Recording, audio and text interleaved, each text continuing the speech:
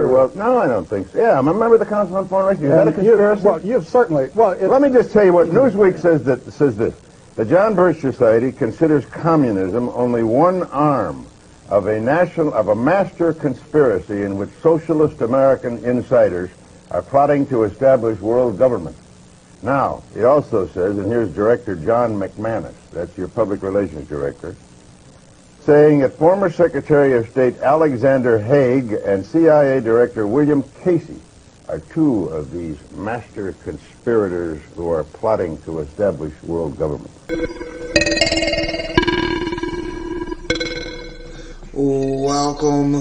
Welcome everyone to the Best Damn Podcast. I am your host, John Keane. As always, I would like to thank you guys for joining me. As that you please, add, follow, and check us out, www.thebestdampodcast.tv. Follow me, Instagram, Best Damn Podcast, Twitter, The Real Best Damn, and Facebook, Best Damn Podcast. Guys, make sure to hit that like, give us a thumbs up, leave a comment, let me know what you think. We will have some very interesting topics tonight, so I'm sure you'll have some feedback. Make sure to share this link, that way new people can find us, and don't forget to subscribe, click notifications, all. That way you get everything in the future moving forward. Check out our astrology videos, our tarot videos. Consider booking your own personal tarot reading. The links and information is in the description box down below. And remember, we're completely viewer powered, so if you'd like to donate support to the channel, it helps us keep it going, keep it moving. It's all greatly appreciated. Tonight we've got a wild one, man. I mean, the trans agenda continues to just spiral out of control. Now it's just not gender, right, that can be mixed and meshed, and there's this political correctness to it, and this whole virtue signaling that's going on online. Now it's age as well, right? Trans age activists, right? Now, this is going to take us down a rabbit hole, guys. I really don't like talking about these kind of videos, but I mean, nobody else is, and we have to put a light on this. We have to, put some attention on the things that are taking place. They are sexualizing our children. We're going to get updates on what's going on with Pizza Tate, or Andrew Tate, and the shit that's going down with him and his whole pedophilia. A lot of people are now saying that was just used to discredit him, that he's really a legit truther. I don't know. I'm going to leave that up to you as well. Also, we're going to be looking at the recent attacks on the power grids in the United States. Very freakish, right? The federal police just arrested a couple of guys for doing this in person, but there's been, I think, over 120-something odd attacks on the power grid in 2022 alone. It's really strange considering the whole electrification agenda and how we're moving towards electric cars and all of that shit. Maybe, just maybe, it's not a good idea to depend on just electricity alone, but I mean, what do I know, right? I'm not the prez. I don't make these decisions, but I think it's strange, guys. I think it's strange. Remember Scorched Earth Project, right? It talks about an agenda where you take out all of a country's resources piece by piece, one by one, to make a nation collapse without violence having to be used. And if you look at what's happened at the United States, not only do we see this, attack on the infrastructure, through the, electrical grid, the power grids being attacked, which looks very intentional as we move towards electrification and all this with green agenda, build back better. We also see, the underlying morality or moral fabric of the nation being attacked through schooling, right, and the conditioning of children through all the different trans agendas as well. And this is just the tip of the iceberg. We've seen evidence of them dumping fuel off of the coast and shit like that, and dumping oil, right? Remember the giant oil spills off of the coast of California? I think it was 160,000 gallons, and then we have fuel shortages. Or how about all of the supply chains and the demand that was put on them just over the last year or so, and we've seen intentional holdups on supplies being brought in to the country, as well as trade wars with China. It almost seems as if all of this is being done intentionally by the very people that we quote unquote elected. I'm not going to say we did or didn't, but that are in power. Right? We're also going to be taking a look at a non-binary priest. This is all part of this, guys, moving us in a direction of, a one world religion, a one world currency, a one world government. We got climate change, economic crisis. It's all going to be going down today. This is going to be a pretty good one. So I hope you guys decide to stick around. Make sure if you're in that chat, you hit the thumbs up. Leave a comment. I want to know what you're thinking, guys, and share this link. Share it to your Facebook groups, and follow us. Instagram, Twitter, all of that, guys. And like I said, you can donate, support, or book your own personal tarot reading with the links in the description box down below. Thank you guys so much for joining me. I appreciate you all. We're going to start right here. Trans age activists now claim age is a social construct, just like we predicted would happen. And I just want to say this, and I'm not going to say the name of the business, but if you follow me on Instagram, I posted a picture. Me and my girlfriend Erin went out and got coffee about a week or so ago, and I went to the restroom, and we live right in the city here in Cincinnati. I go right into the restroom of this coffee shop that we're at, and on the bathroom doors it says gender is a construct. Right? Gender is a construct. It said it on the restroom doors, and there's a lot of that here in Cincy. I don't know, what it's like in the city you stay in. Well, now we're going to see this being pushed instead. Age is a construct. Now, I want you to think back to just the last episode or two that we've done on this channel. Okay, guys? Harry Styles, Balenciaga, Gucci, right? All the child pornography and the pedophilia. Take this, tie it in with, Ghislaine Maxwell and Epstein and, all of that you've also seen. Andrew Tate, the Pizza Gate. And now here we are. This is where we arrive. This is where we land. This is how they do that, right? They normalize it through the media, to get you used to it, to get you comfortable with it, to dull the shock factor, and it starts by one thing. It's like, oh, well, no, gender is fluid and gender is a social construct, and it's like, as soon as that is acceptable, and it's like, and this is changing the reality. Remember the Communist manifestos and all these things that we have shown over the years, showing you the steps to bringing a country into communism. Yuri Bezmenov, the former KGB agent, talking about the 4 steps, demoralization, destabilization, crisis, and normalization. And it's like we've seen all of these things happening on so many different levels. The 10-point plan of the New World Order by Alice Bailey. And now they're changing what your reality is, changing what's acceptable. And they do all of this, and it's like, if you don't go along with it, not only are you not trendy and cool, you're not moral.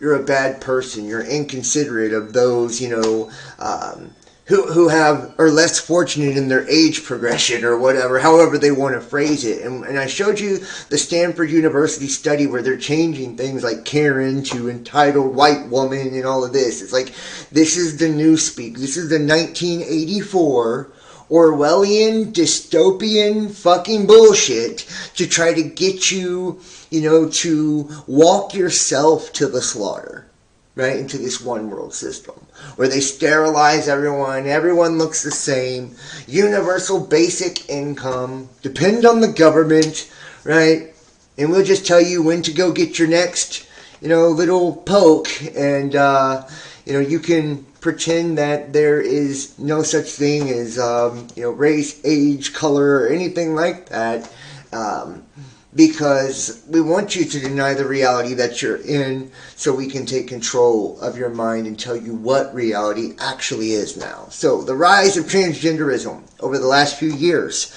has made us all wonder what the next progression is. That's where trans age comes in. And don't think that it stops there. I was showing you the lab-grown meat and the human cannibalism. This is crazy where we're going, guys. This is real crazy. And we're heading there to hell in a handbasket fucking fast. You know? Activists are claiming that age is nothing more than a social construct.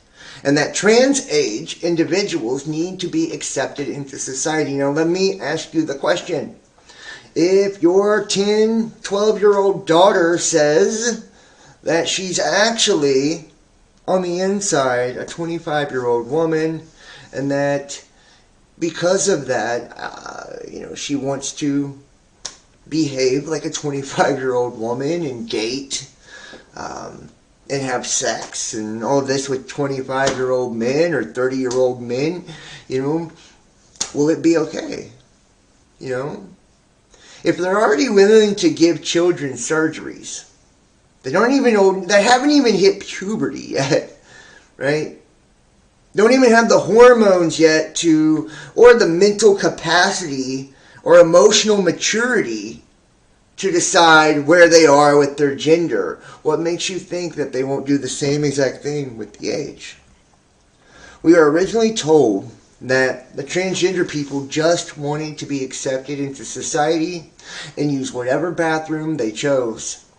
Next, we were told that males who consider themselves to be trans women, like collegiate swimmer Leah Thomas, simply wanted to compete in women's sports. We've now arrived at the point where we're called bigots and transphobes if we don't agree that men can get their periods and get pregnant too. As the transgender craze gets more and more irrational, many of us were left wondering what was next. We speculated that at some point in the future, people would claim they were trans age. It looks like that moment has arrived earlier than expected. And you know what? And that's the truth. I'm going to show you guys some articles that are going to blow your fucking top. Seriously. And if you don't accept this, which is... It's this blatant fucking... This blatant agenda to blur the lines of reality and, biology and all of this. It's like, from a group that's supposed to be so pro-science, I've never seen something more anti-scientific, It's like we have to deny not only our eyes, right, but the facts of reality in the world out of convenience and consideration for, for another person because they choose to live in their own distorted version or distorted perception.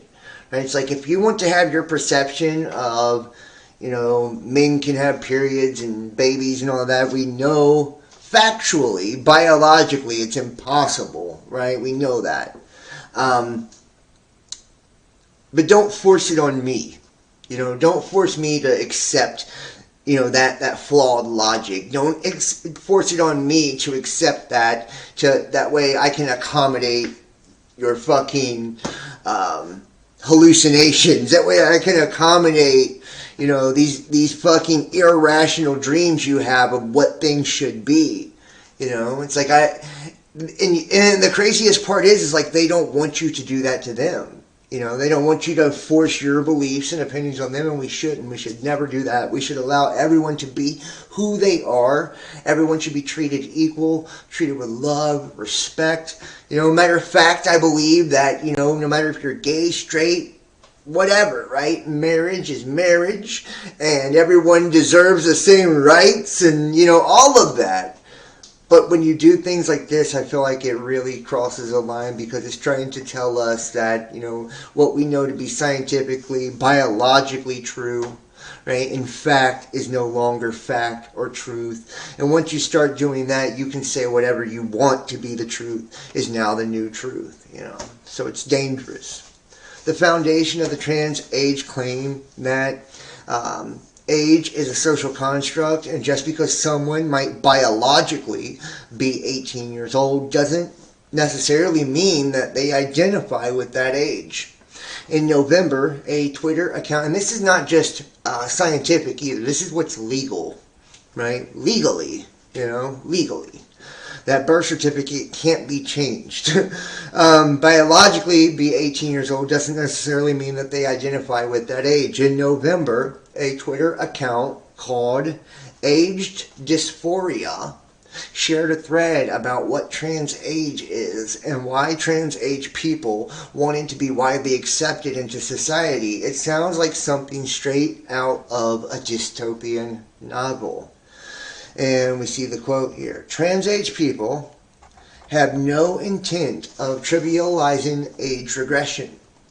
In fact, many trans age people are also age regressors, she writes.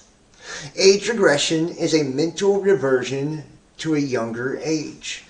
Trans age reflects a long-term incongruence between one's age identity and their chrono age. And you can see, here's the tweet right here from the thread on Twitter, right, at Age Dysphoria. Presumably, chrono age refers to one's chronological or biological age.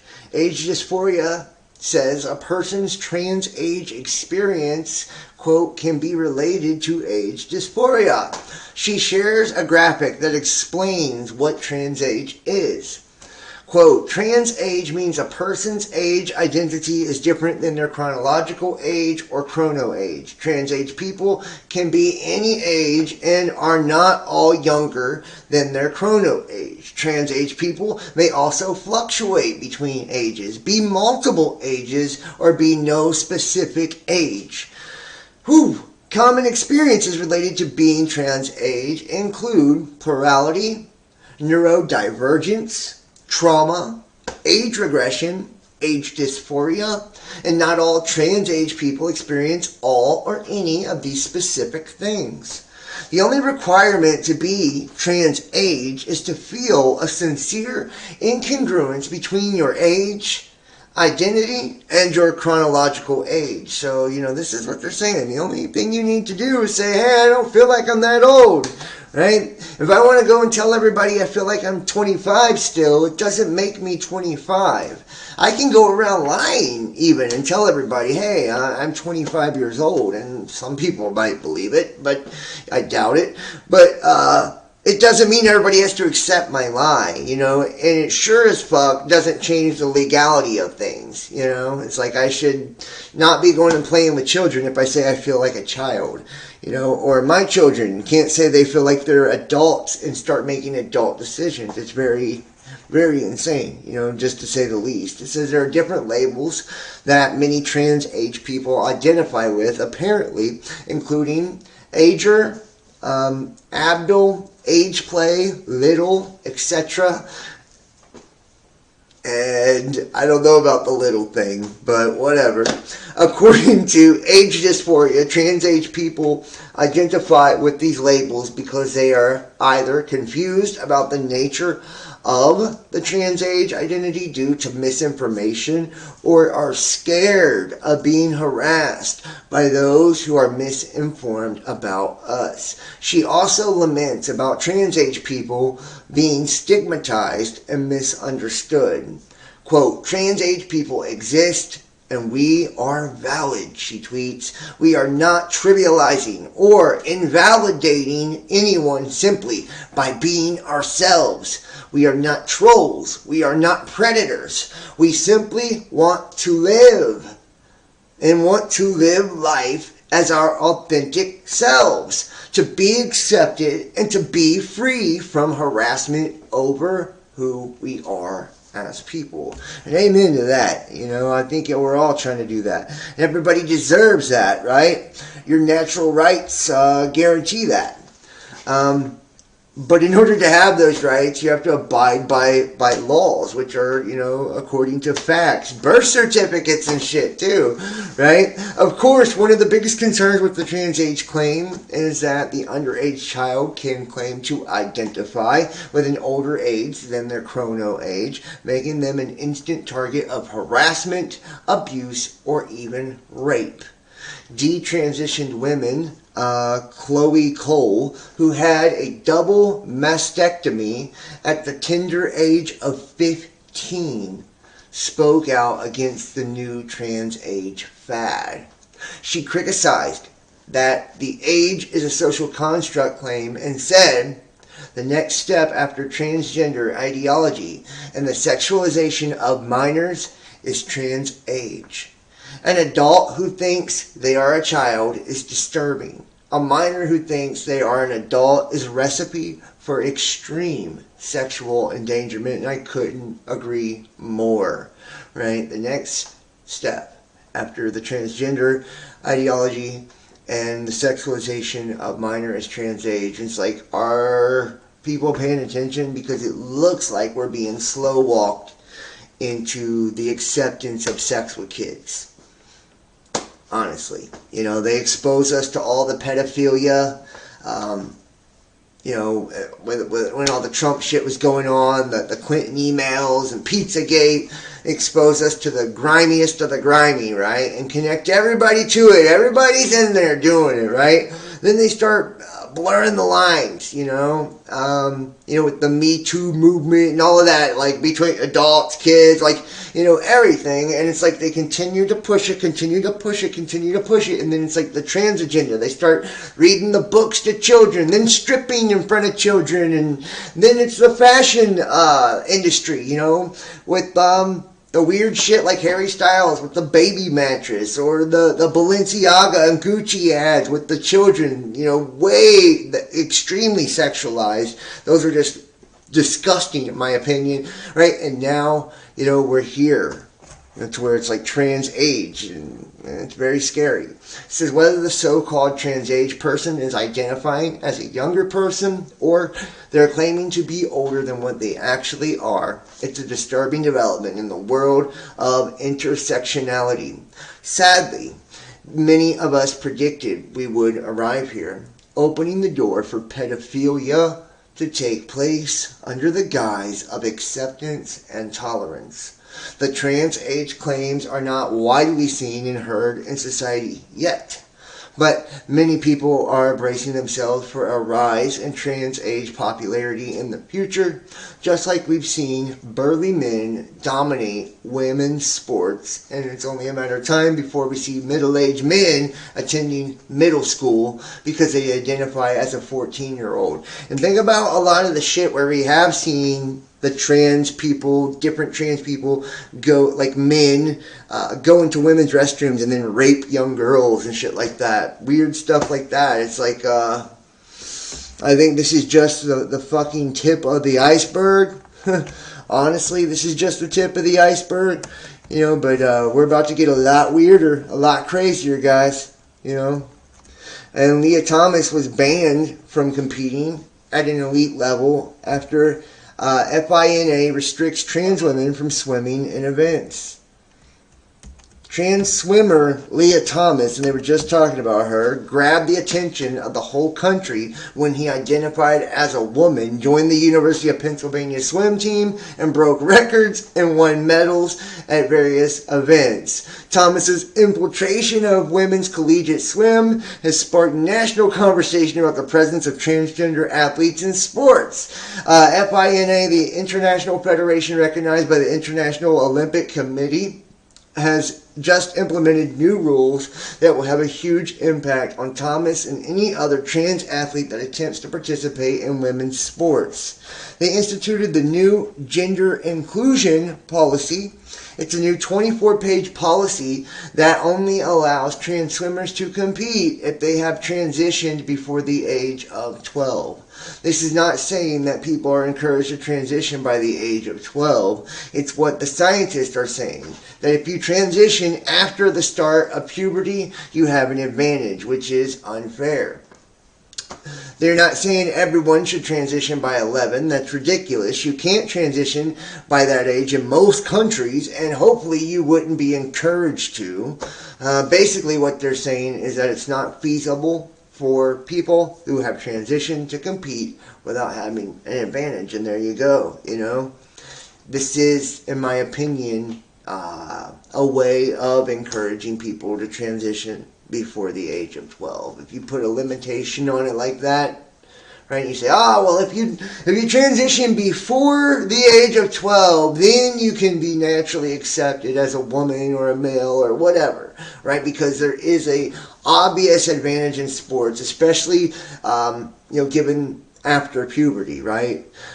Physically, there's a physical difference between men and women, and it's like, for us to deny that would be stupid, right? It's science, it's biology, it's anatomy, it's truth. But we're also thought to bring that into question, even though we have all this data and evidence, and you can guarantee that people will come down on a ruling like this because why? They're saying, oh, this is going to be, you're transphobic, you're against trans people because you don't want to allow them to compete, right? Unless they've had the transition before a certain age. So like I said, I feel like it is definitely encouraging people to transition before that age.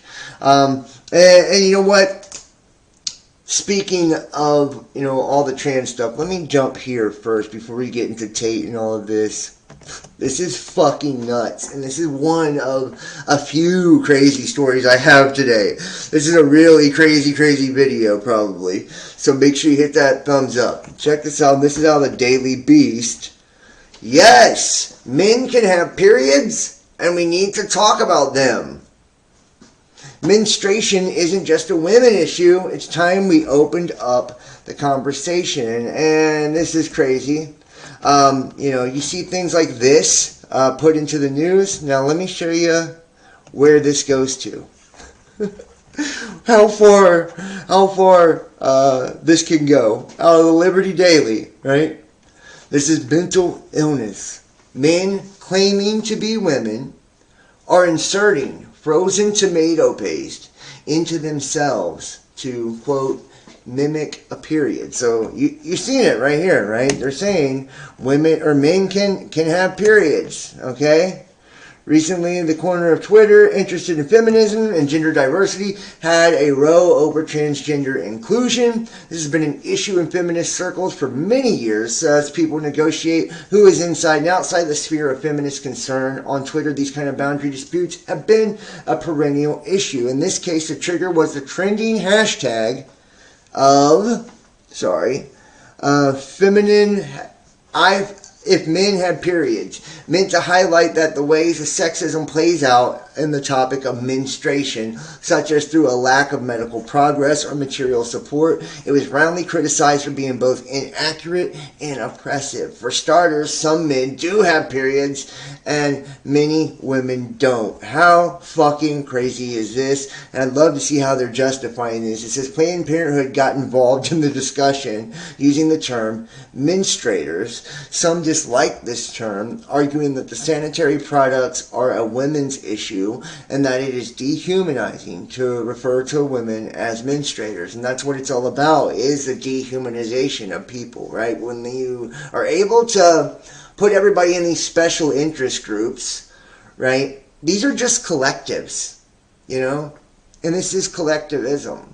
Whoever's at the top of that collective, whatever character or group or brand or logo or whatever is at the top of that collective essentially controls that collective. And it's like more divide and conquer to get you to accept all of these different labels. And the more labels they can get you to accept, the more special you feel, right?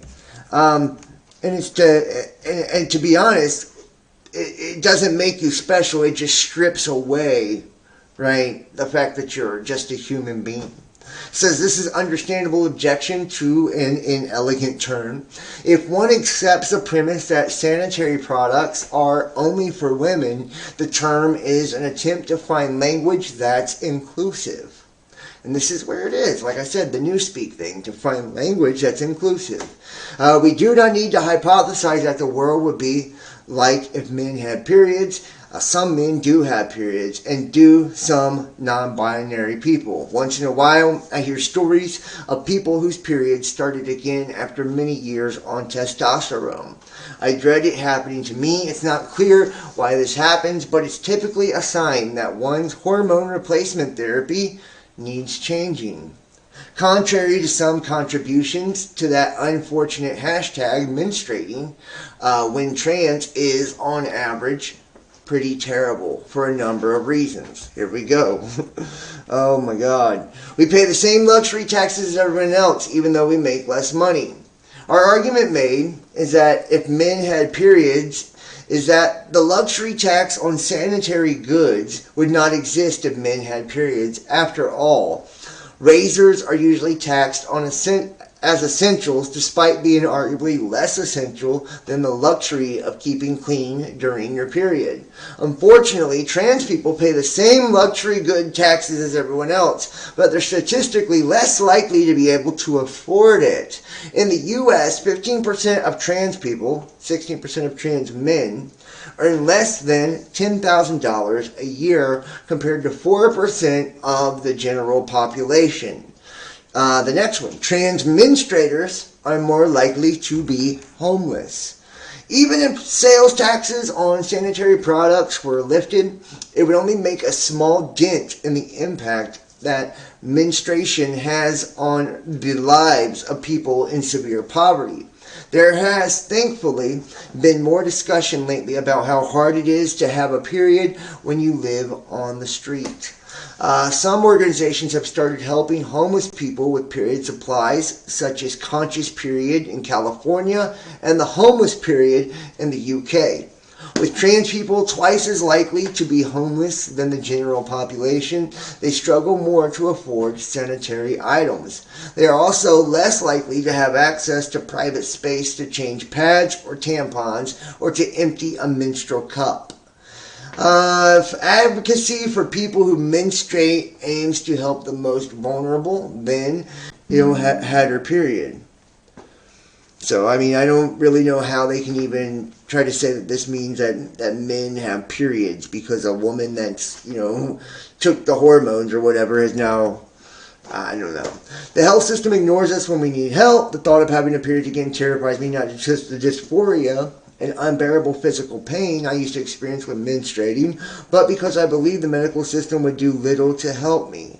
Let's face it, the health system is woefully inadequate when it comes to dealing with any kind of problematic menstruation, no matter the gender identity of the person experiencing it.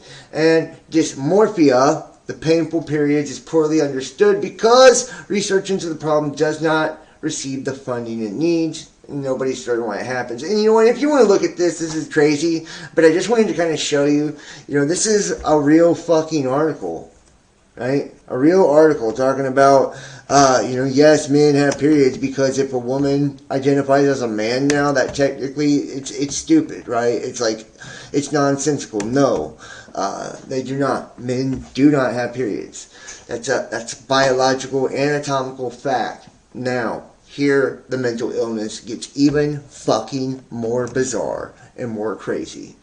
As if, right?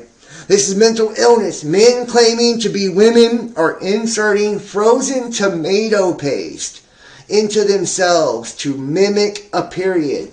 Oh my fucking God. Every time we think that insanity associated with the transgender supremacy movement has reached its peak, we hear news that blows away our worst expectations. This is a sickness, as conservative pundit Ashley St. Clair recently reported on Twitter.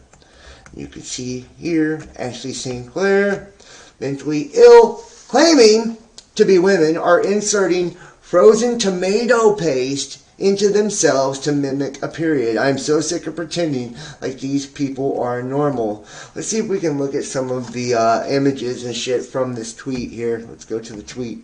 I don't know how big it is. Not big enough, but you can see right there. That's what the tomato paste is. These tubes right here. These frozen tubes. They're shoving them up their ass, by the way. Okay? Name something that isn't a crime but should be. Sticking ketchup popsicles up your ass to feel like you're menstruating. Woo! Name something that isn't a crime but should be. Oh, sticking ketchup popsicles up your ass to feel like you're menstruating. Oh my God, I had to dig deeper to make sure this wasn't some sick satire. It's not. The combination of complete depravity and unambiguous mental illness continues to ramp up the most ludicrous ways. It's enough to make one lose hope in this nation's redemption. Isn't that the truth? But that doesn't mean we should stop fighting. Unfortunately, the powers that be who want to destroy America realize that this extreme version of cultural Marxism is the fastest path through which the United States can self-immolate before the altar of globalism. This is why gender dysphoria was once rightly considered to be a mental disorder. Today, it's being normalized in ways that defy both logic and science. Wokeness is literally killing us. It's also making us stupid. And considering the direction we're heading, I'm not sure which fate is worse. And that is very, very interesting. Gender dysphoria was once considered to be a mental disorder. And it talks about, that gender, so many gender, dysphoria people are homeless and stuff like that. If you take a look at most of the people that are homeless and all that, they do suffer from mental disorders. So, one could draw direct connections and correlations to the two. I'm not saying that you have to be sick in your head or something to identify as another gender. Or anything like that. I have no idea what it's like to do that. I've never identified as anything other than a male, a man.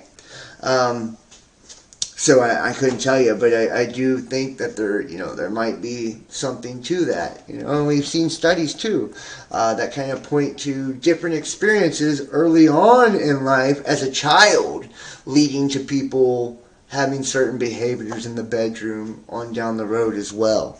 Right, or deciding to identify with another, sex or whatever later on, in life as well. So, this is an interesting one. I'm going to drop this in the chat for you guys too, if you want to go check this out yourself or show this to your friends and family. Right, and this is a good one to share. And yeah, crazy.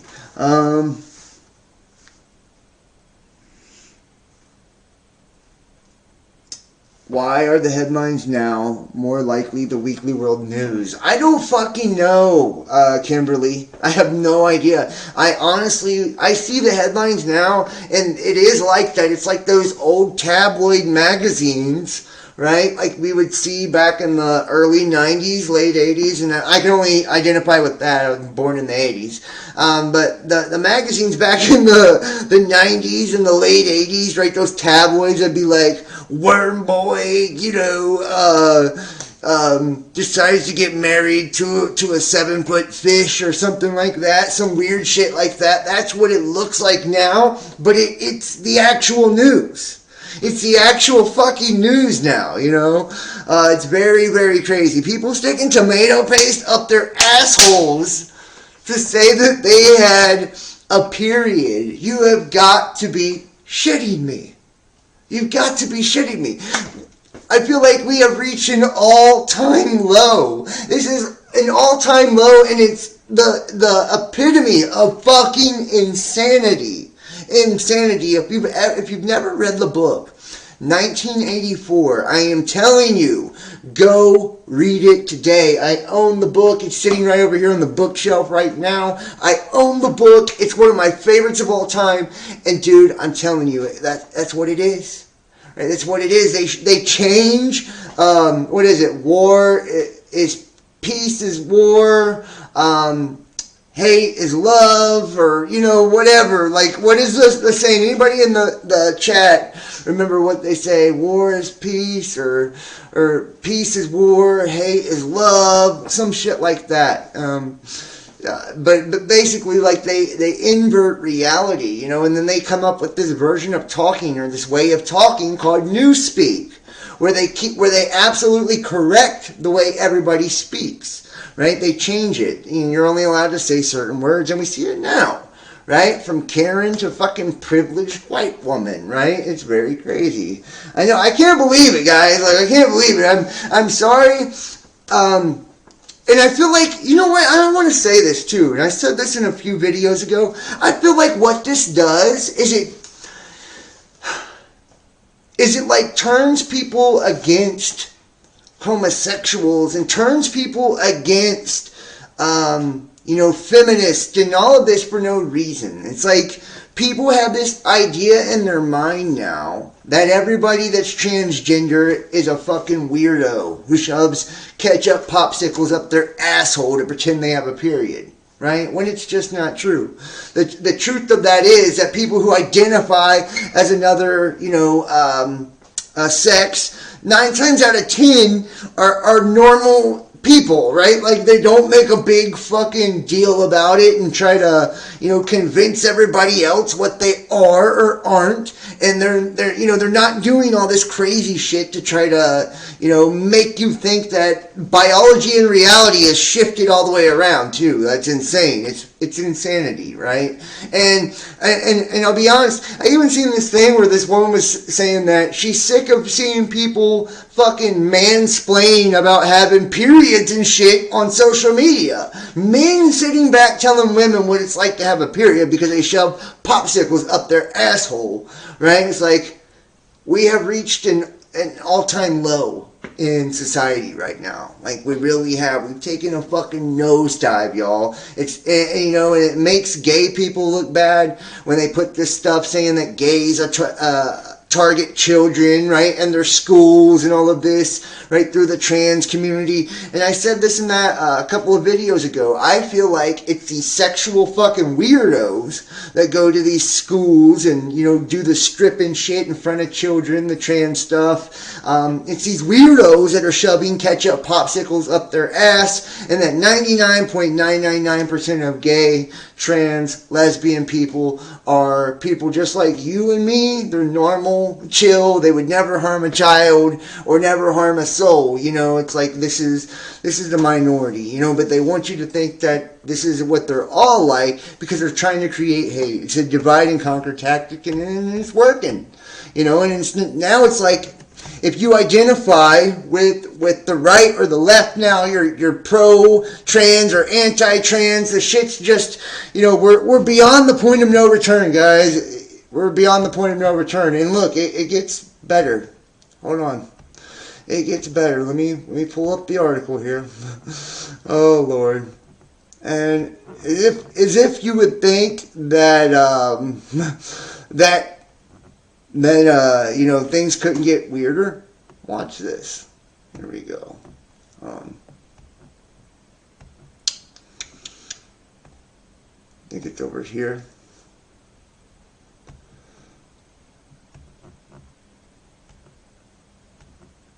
One second for me. Just wait 1 second, guys. I gotta pull this up here. Oh, Lord.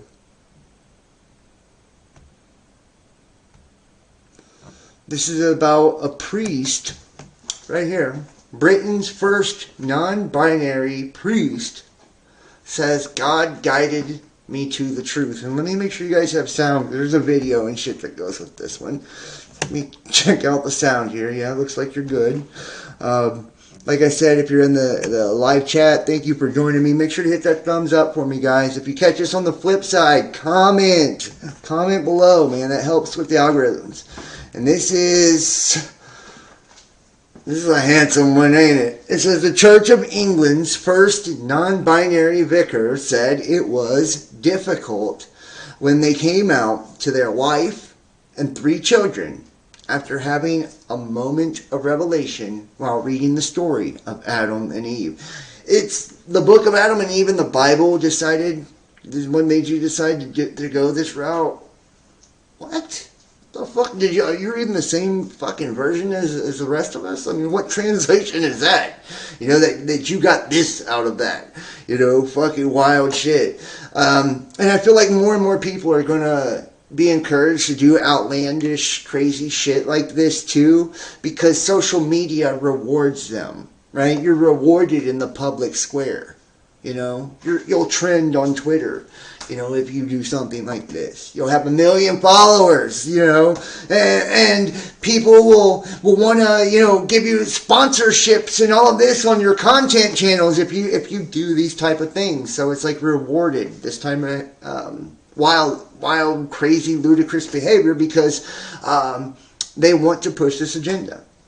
It says, Bingo Allison, who's 36, who defines as a genderqueer and uses the pronoun they and them, experienced an epiphany 7 years ago while reading Genesis 1 through 3 in the Old Testament. The vicar, who works in Liverpool, said they came to terms with their gender identity while reading the story and realized there's space in God's creation for change and transformation. Just because you're created one way doesn't mean that you can't live another. Bingo also said their wife found things difficult when they first came out because obviously you marry what you think is a straight guy, and obviously things are more complicated than that. What the fuck? It's like, I feel sorry for his wife. You know what I mean? It's like, honestly, I feel sorry for his wife. It's like he should have, you know, and maybe he was confused early on in life, and that's why he got married, thinking it would fix things, and then he thought children would fix things. I don't know, you know? I don't know. But I always feel sorry for the husbands and wives, you know, when they build a life with somebody and then it's ripped out from underneath them because they decide, like, hey, I don't even like the same sex I used to, you know, something totally different. But it's like this happens, you know, people have affairs, you know, it's like, so. Speaking to BBC, BBC Radio Merseyside, Bingo described coming out as a gradual process for me and my family. They said, and remember, the reason it sounds weird is because it's they and them. They said, I'm married and I've got 3 children, and it was really important to come out to them. Give some time to letting them understand about me before I emerged on the world. My children are young, and when you're little, you really accept most things, and they've been lovely about it. We taught them about trans people before I came out, so it wasn't completely alien thing for them. Bingo continued, it was difficult for my wife to begin with. Obviously, you marry what you think is a straight guy, and suddenly things are more complicated than that. But I'd like to believe you marry the person someone becomes as much as you marry the person that they are. And let's see the video here. And Bingo, who previously trained to become a priest in Durham, said the Church of England was open to me coming out, but added that it was difficult for some people they had worked with because for them I was the first transgender person they had worked with closely. Now, we're going to start with a rather bizarre story, but it's one that's worth flagging, I think. The Church of England has its first openly non-binary priest, Bingo Allison. Not sure if that was her born name, 36, her Christian name, is genderqueer and says God guided them to come out. Good morning and welcome to the Church of St Margaret of Antioch in Toxteth. And today is Transgender Day of Visibility. My name is Reverend Bingo Allison, and I am a non-binary priest in the Church of England. As part of our commemoration of Transgender Day of Visibility, we have a morning prayer service that we're going to read now. Most of the liturgy is either directly quoted from Scripture or is written by myself. Claire Muldoon, is this progress? No, it's not at all. It's actually regression in my view. And an interesting lexical choice there when you said it's a story worth flagging. Have we not had enough of flags in this country, of everything being throttled down our throats, and given the fact that the Church of England now, in my view, has lost the plot? This is, I think, that this is a serious, serious issue here. We've got a serious issue of trans rights, women's rights, human rights. No one's denying anyone any rights. We've got Scotland. Nicola Sturgeon has said that between the ages of 16 and above, you can actually self-identify in your own gender. I think the whole gender critical movement, the whole gender review movement, the whole gender identity movement in this country has lost any sense of normality or reason. And it's terribly difficult to have some reasoned debate on this issue because people are so worked up about it on either side. Now, Reverend Bingo Allison, I'm sorry, but in Toxteth, when you had the Liverpool riots years and years ago, why are they not out rioting now? I mean, I'm not minimising anything, and neither am I making this a focal issue. However, the Church of England, I think, are trying to be so ecumenical, so encompassing, so open and honest, and everyone is welcome. Yes, everyone should be welcome, but there are parameters within that state. And when it's a state, when it's a religious state, when the king is now the head of the church, why doesn't he have a say on what's happening? Because I think this is quite an intrinsic issue, and I think this is opening the floodgates, and I think it's a very dangerous precedence to set. Narinder, Wow, it's a very dangerous precedence to set. I mean, honestly, she basically nails it. You know, she's a little extreme, but, you know, it's like, she called it. This is fucking insanity. And you know what? You lose all credibility when you start doing shit like this. When you do the outlandish fucking things that they've been doing. You lose all credibility for your movement, and I feel like that's what they're trying to do. Says Bingo, who had previously trained to become a priest in Durham, said the Church of England was open to me coming out, but added that it was difficult for some people they had worked with because for them I was the first transgender person they'd worked with closely. They have since moved to Liverpool Diocese, which does so much to support and empower LGBT people, and they have found their new congregation wonderful.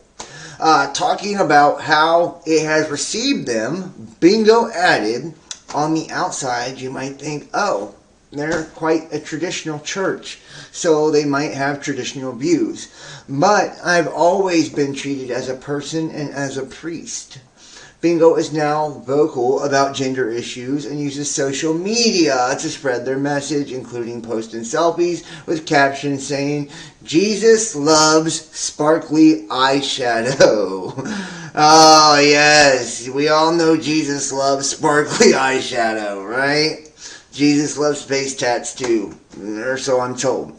The parent of the three grew up in a strongly religious household in West Yorkshire and was raised to believe being gay was sinful.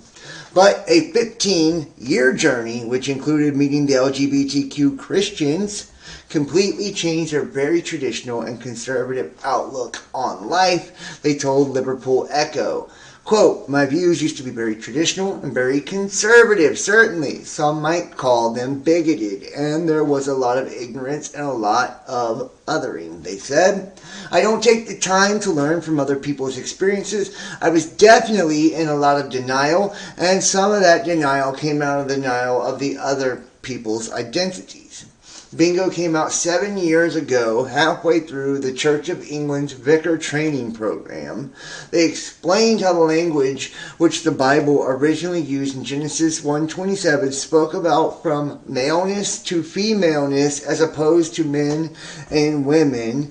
And I was sitting there in the middle of the night when I realized I might need to run my life upside down. It was a deepening spiritual experience. At that point, Bingo had only met 2 openly gay people and no trans people. And there were times when they questioned their new gender identity. Now they visit schools, speak to youth groups, and to encourage other LGBTQ people that they have a place in the church.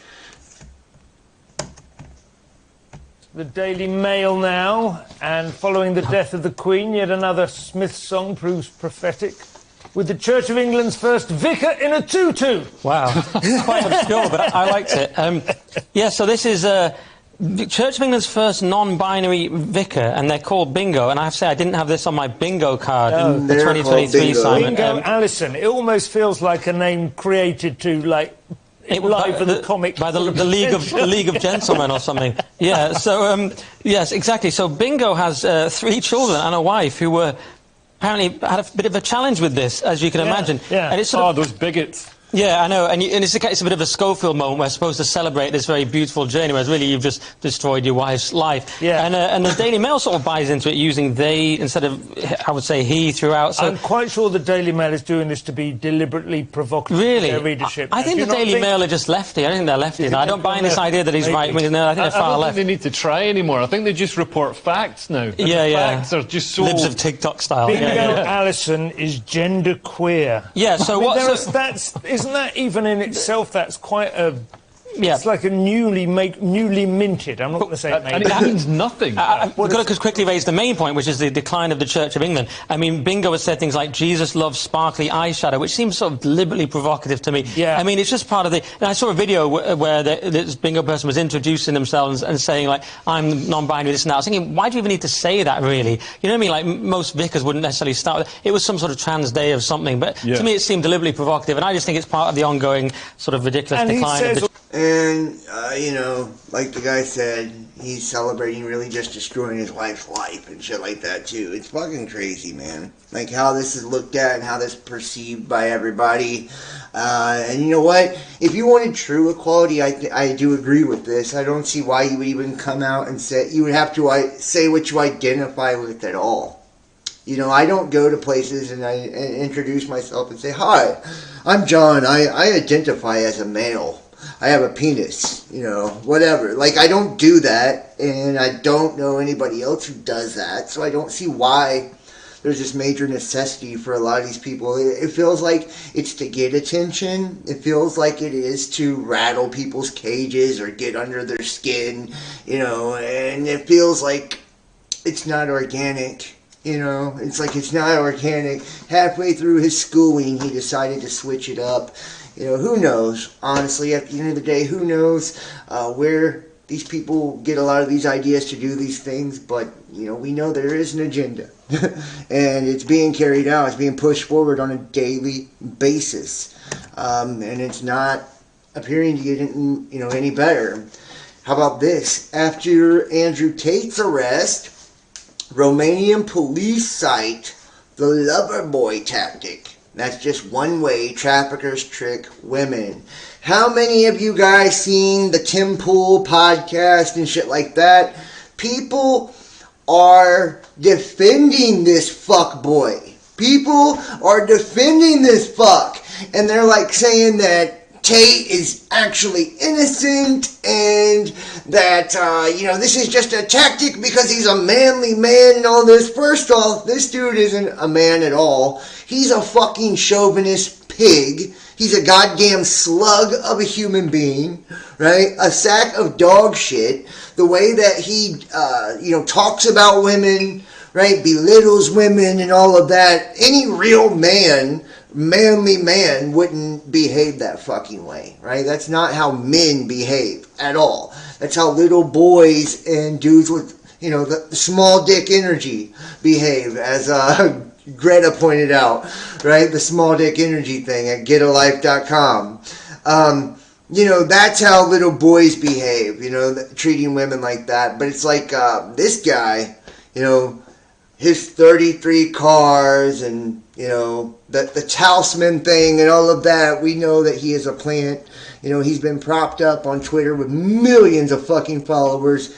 He is a goddamn scam artist. If you go check out his shit, he's not going to make you independently wealthy or rich. And he don't know how to break the fucking matrix. The motherfucker is helping build the system in the prison that is, you know, destroyed you and your family. It says the people, or the perp walk of influencer Andrew Tate, an online poster child for toxic masculinity, after a raid on his luxury villa outside Bucharest, has highlighted the ongoing threat of human trafficking in Romania and the broader region. And keep in mind, he tweeted at Greta. Remember, check out my video on this, man.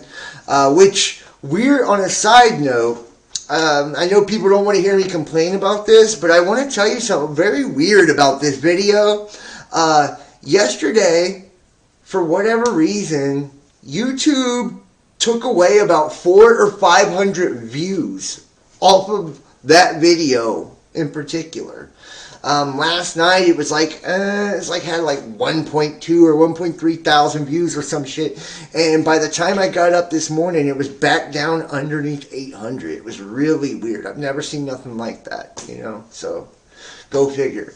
But you know, looking into that, his tweet at Greta Thunberg, right, and Greta being the acronym for human trafficking in the European Union, him using I have 33 cars, we all know 33, right? His brother, Tate the Talisman, being his handle on Twitter, both of them being propped up on Twitter, doing the fucking bullshit scam and hustle, about getting rich and breaking the matrix, these pro-Trumper motherfuckers, and we all know the whole Trump-controlled opposition nonsense that's been pushed down people's throat for the last few years, acting like there's somehow this group of people going against the cabal, when in fact it is the cabal, pretending to be those that are resisting. That way they can find everybody who's resisting and essentially slaughter them. Just like what happened in the Bolshevik Revolution, right? Operation Trust. Right? But now it's called Trust the Plan instead. But I guess people forget that there's nothing new under the sun. And that this red wave is going to be the Red Dawn, I guess this time. It says investigations allege that 4 suspects, reportedly the 36-year-old Tate, his brother Tristan, and 2 Romanian women, formed a criminal group to traffic individuals in Romania and other countries. And keep in mind, Jerry's Pizza, right? Something taste like this or whatever, right? We looked at this yesterday. Watch my video on it, right? It was we got taste. It's we got Tates, right? Tates. It's like, what the fuck? And then the pizza with the pedophilia and the symbolism there. You can't make this shit up. And yes, his house looked like a strip club. Somebody put that in the comments yesterday. So it alleged that 4 suspects, reportedly a 36-year-old Tate, his brother Tristan, and 2 Romanian women, formed a criminal group to traffic individuals in Romania and other countries, including the United States and Britain. The alleged crimes also include rape. A U.S.-born former kickboxer with British citizenship, Tate has built a multi-million-dollar online brand on the pillars of masculinity, misogyny, and wealth creation. Following the arrest, a Bucharest court has ordered the suspects remain in pretrial custody for at least a month. Romania's human and sex trafficking problems are unlikely to disappear overnight. While numbers have fallen since the country established a national agency to combat trafficking in people, authorities continue to register around 30 new victims each month. And in August 2022, the U.S. State Department credited Romania's government with significant efforts, but warned it still does not fully meet the minimum standards for the elimination of trafficking. You can see there's the image right there of fuckboy, right? Andrew Tate and Tristan Tate are escorted by police officers. That was back on December the 29th, 2022. Romanian police allege that the Tate network ensnared British nationals using the lover boy method, in which perpetrators woo victims with the prospect of a loving relationship until they can be forced into abusive situations or slavery. Romanian service has delved into the official data and court testimonies by Romanian trafficking victims to identify several archetypes of people traffickers, and it has used pseudonyms for the women to protect their identities. And here's some of those types, guys. Let's take a look here. This is kind of interesting. The internet predator. Andreea was born to a poor family and raised in Alba County in Romania's historic Transylvania region. She dropped out of school in the 2nd grade and was left in the care of her maternal grandmother soon afterward. When her parents separated and both left in each opportunity abroad, years later, the 20-year-old Andrea would testify to her desperate search for a job at home before traveling to Britain with the hopes of working at a chocolate factory, but ending up as a prostitute. What? Is this is there a movie about this? Right? Charlie and the Chocolate Factory? And not the same thing? She got a golden ticket. She testified in court that her guide in the dark world of human trafficking was a man named Sebastian Z. And I wouldn't trust anybody with the name Sebastian Z. It's like, nah, it's a little sketchy, bro. So they met on Facebook in December 2020. Within just a few conversations, she said Sebastian had professed his desire to marry Andrea, but there was one condition. She would have to travel with him to Britain, where he would help her find work. A court psychologist who examined Andrea identified her particular vulnerability as an 18-year-old with little life experience or education. She had no math or reading skills. He's like, one condition, you have to come over here and suck dick for money from me. You know, and she's like, yeah, of course. Sebastian assured her that he loved her and that he had a special respect for women. She said, and that he would make her happy and protect her. She traveled to Britain in January 2020 without telling anyone in her family, which is sket. She had little more than the clothes she was wearing and a mobile phone as she traveled to the bus to by bus to Birmingham and then Wolverhampton, where her boyfriend and a friend of his and his wife had a rented home. She was quickly hustled into prostitution to avoid ending up on the streets. What? How the fuck does it flip into prostitution? Sebastian created an online alias for her, Andrea said, and customers would start arriving at 11 in the evening and will last until about 3 in the morning. And anyways, after 2 months, she was able to return to Romania after a family member there fell ill. He told me that if I told anyone or the police, he would come and stick a knife in me and kill me, she testified. But she found the courage to tell her grandmother, who immediately turned to the police. And Sebastian Z and her other captors were eventually sentenced to up to 4 years in prison. Romania's National Agency to Combat Human Trafficking says nearly a quarter of all those who report being trafficked are recruited in this way. And that, you know what? I don't know about that. It's really hard to believe that someone would go to another fucking country, right? Because someone loves them or whatever, right? They're told online they love them and they'll do this and that. Go to another country, start prostituting for that person and all of that. And it's like they totally keep it silent and on the hush-hush. And, you know, and then all of a sudden they get busted and all this. And it's like, I don't know. Man, it doesn't even sound realistic to me. Not even a little bit. You know, it's like, I'm not saying that those things can't happen, that women can't be tricked into that, but dude, it's really hard to, like, you know, trick a person into sleeping with a bunch of people for money. You know, it's like I have to say, you know, the intimidation thing, maybe, but even at a certain point, you have the opportunity to go to the police and all that. Let me know what you guys think in the comment section, because I have my doubts. Loverboy, since the Tate's arrest, a 19-year-old daughter of a former Romanian legislator had publicly accused him of trying to groom her and her schoolmates with unsolicited, quite suggestive phone messages since she was 16. Daria Gusa said that Tate basically asked me to go out with him and applied a similar strategy with other girls or young women in the Lipov or Perova areas near his home. Says basically it was the lover boy method, she told the media. She would not have been alone among Romanian women. In March 2020, Maria began a romantic relationship with the man who would become her tormentor.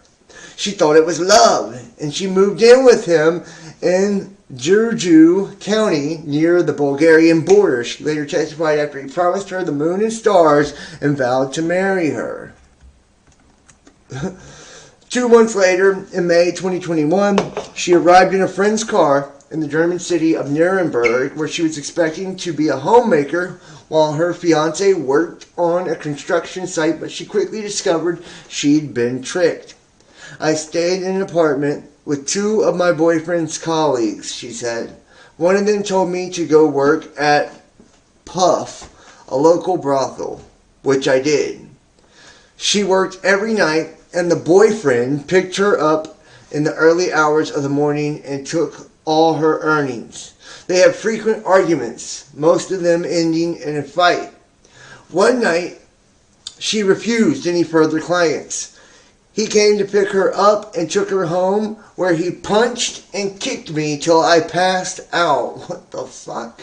Several months after arriving, her first escape attempt failed. The next attempt succeeded after she bought a minibus ticket to Romania in the evening's earnings, but another woman found out and told her trafficker, and he soon arrived at her mother's house in Romania, and the two reconciled.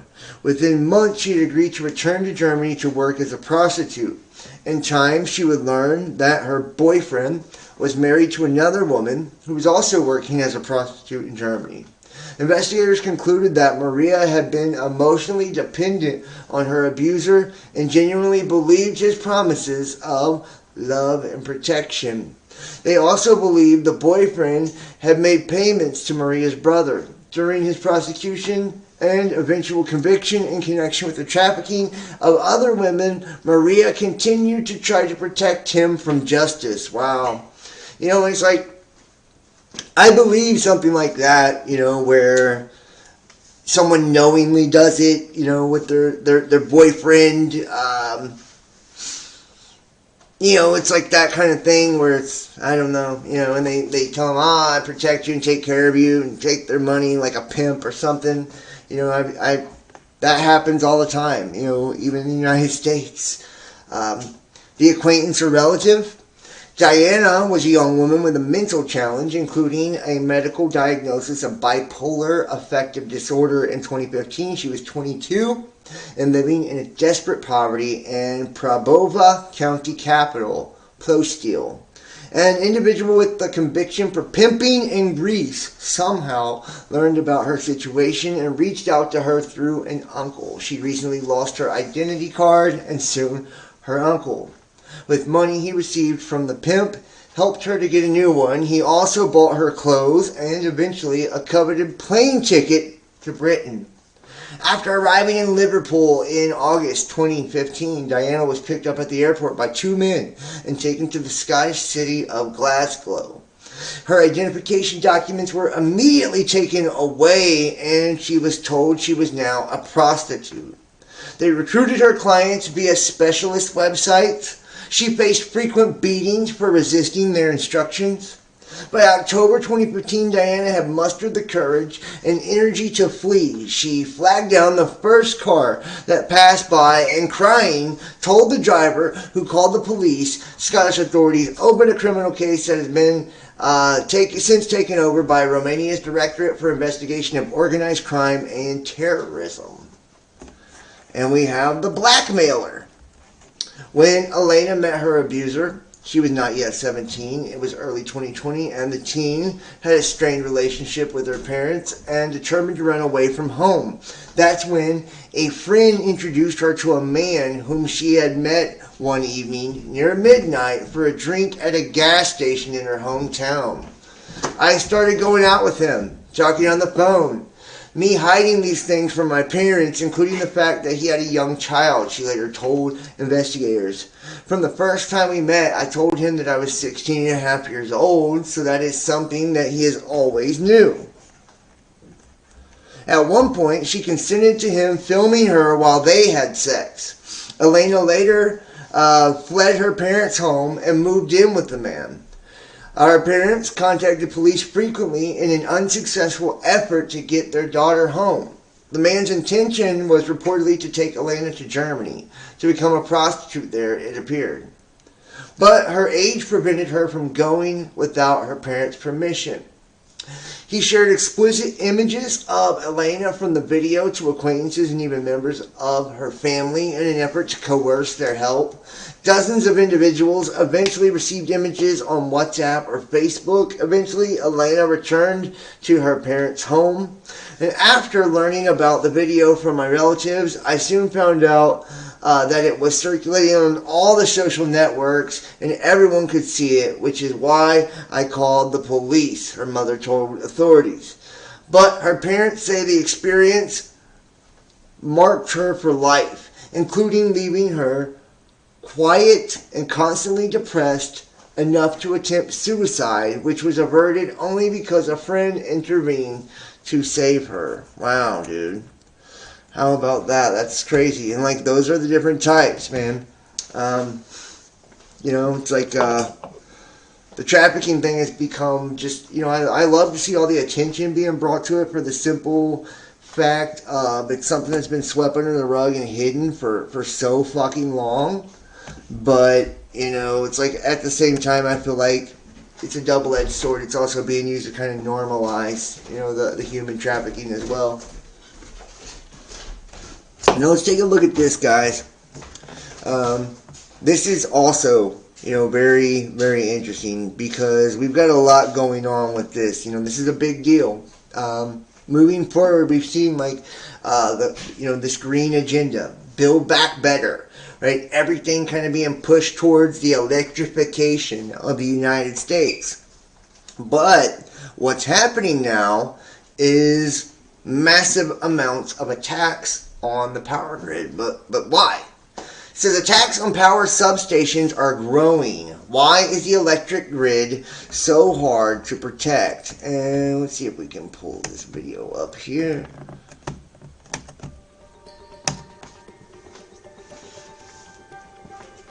This is power outages here in North Carolina.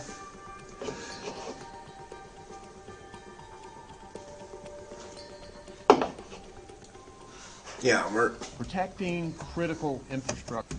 So even before Christmas Day, attacks on power substations in 5 states in the Pacific Northwest and the Southeast, similar incidents of attacks, vandalism, and suspicious activity were on the rise, Federal Energy reports through August. The most recent available show an increase in physical attacks at electrical facilities across the nation this year, continuing a trend that's been seen since 2017.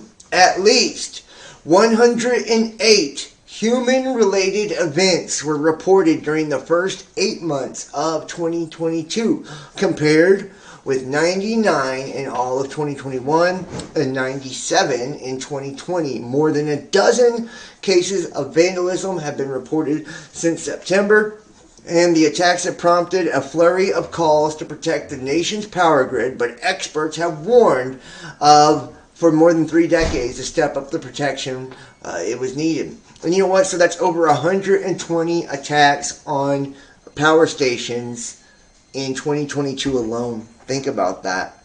And we just had a big one, guys. Let's go here. Let's see if we can find the big one right here. We just had this.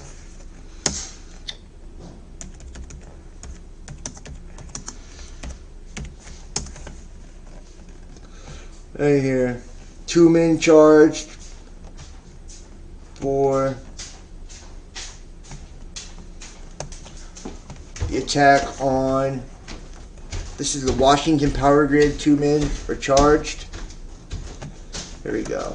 2 men arrested after the grid was knocked out Christmas Day. Energy attack in Washington. 2 men arrested after power grid knocked out on Christmas Day. Take a look here.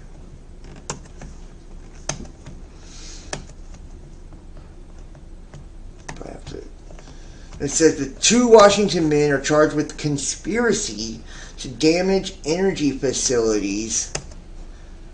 And of course, it's going to pop up here. To damage energy facilities after several utility substations in Pierce County were attacked on Christmas Day, causing at least $3 million in damage. The attacks also left more than 14,000 in the dark on the holiday, with the power being restored for most by December 26. According to the U.S. Attorney Nick Brown, Matthew Greenwood, 32, and Jeremy Crahan, 40, of Puyallup, Washington, were arrested on December the 31st, 2022. And I guess this is a picture of the motherfucker. Weird, right? According to the criminal complaint, the two men were identified by analyzing phone records. At one of the substations, Tacoma Power captured images of a pickup truck and images of one of the suspects. Authorities said one of the suspects had a truck matching the description when serving a search warrant. Authorities said they found clothing similar to what is worn in the surveillance images. Agents said they also seized 2 short-barreled firearms, one with a makeshift silencer that had not been registered. Quote, "We have seen attacks such as these increase in Western Washington and throughout the country and must treat each incident seriously," Seattle U.S. Attorney Nick Brown said in a news release. The outages on Christmas left thousands in the dark and cold and put some who need power for medical devices at extreme risk. Attorneys who represented the men in their appearances in federal court did not immediately return emails seeking comment on the case, but Greenwood faces a detention hearing Friday, Crahan on Tuesday, and federal prosecutors are seeking to have them remain in custody pending trial.